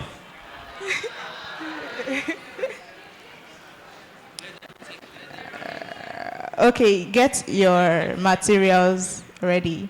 30 seconds, 29, 28, 27, 26. Have you gotten your materials ready? All right, now take the number down, 0805 634 9933. I'll take it again, 0805 634 9933. Thank you very much. You can reach out to me after. That's my number. Abisola Deborah Madu is my name. Thank you. All right, thank you very much, Deborah. Tomorrow as well, one of what we'll be doing here, so Enactors is one of the entrepreneurship clubs we have. In Babcock University as well, we are also inaugurating an entrepreneurship club in Babcock University, basically for Babcock University. And that will be inaugurated here tomorrow, right? We already have students just like you that are doing fantastic, that have great ideas. So feel free to join any of these clubs, but make sure you belong to a network where this is constantly being discussed. All right? So join the Babcock Entrepreneurship Club that will be inaugurated tomorrow. Join Enactors and you'll be fine. So the last thing we'll be doing, have you all gotten your plate of food? Have you all gotten your plate of food? Have you all filled the questionnaire that have been given to you? Please, your feedback is very important to us so that we can make this bigger and better next time.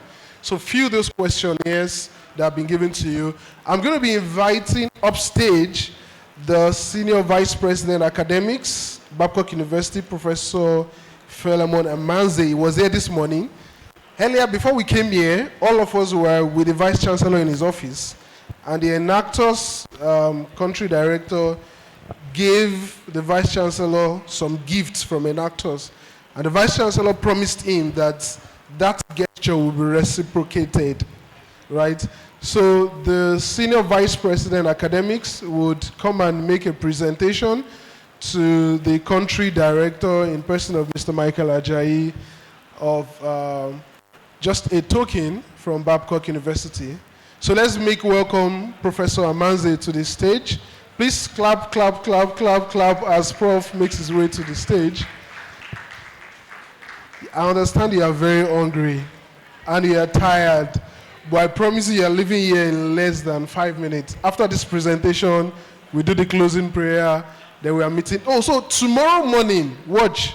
Tomorrow our program starts by 10 a.m. on the dot, and we are ending by 1 p.m. All right, 10 a.m. Some industry experts will be coming here to come and share their own entrepreneurial journey with you. Then there will be that competition, that pitch competition. You don't want to miss tomorrow. Please make it a day with us tomorrow. 10 a.m. Be seated here. Prof, sir. Thank you very much, our director. And once again, thank you for being here up to this moment. We are coming to the end of the program for today. Is that correct? And those who are sharing water and sharing other things, give us a few seconds to conclude so we can continue.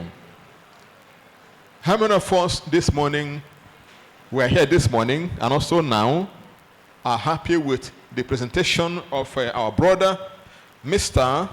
Michael Ajayi? Wow. How many of us enjoyed the presentations that were down to earth practical? Okay, how many of us, by the grace of Olodumare, will put into practice what has he said? Wow, Brother Jai. Amen. Wow, wow. Thank you very much. Thank you very much. I spoke with the VC about 30 minutes ago. He's already in Ibadan City on his way to some other place for an assignment. He sent his greetings to all of us, and especially to our guest speaker here today, for your making our time to attend our premier program here at Babcock University on entrepreneurship. We want to let you know we appreciate your coming, and we may have to call you to come again in the very near future. We know if we call you, you're going to answer our call. And to show our appreciation to you for your visit, for your time, for the energy expended, and for the intellectual food given to us today, we would like to give to you this little token from Babcock University. As you go home, take it to the family, take our love to them. We are praying for you and for the whole family also. Please come again. All right, sir. Thank you very much. Shall we reverently stand for the closing prayer and benediction?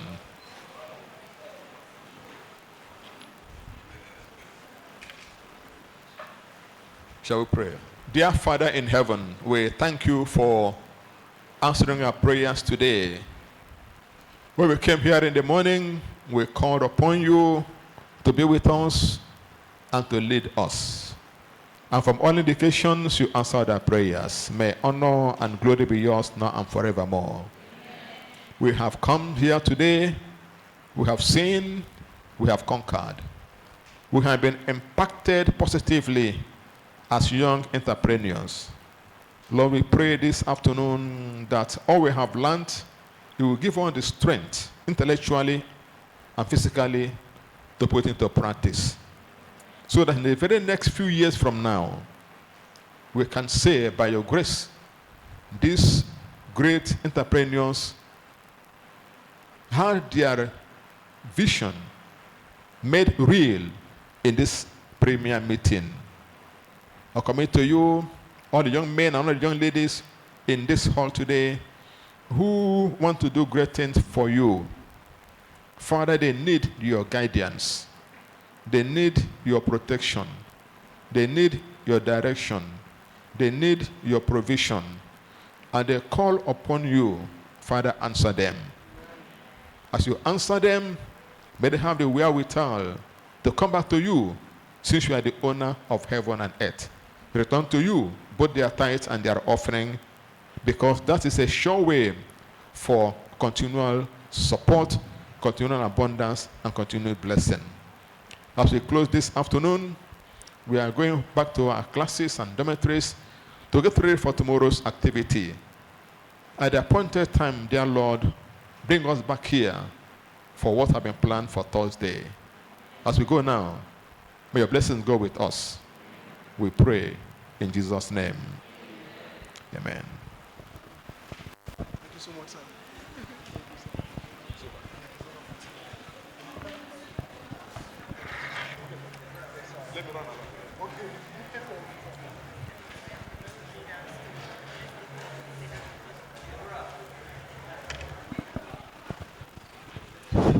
All right, the group leaders for all the groups that presented today, kindly message me on that number I called. The group leaders or representatives.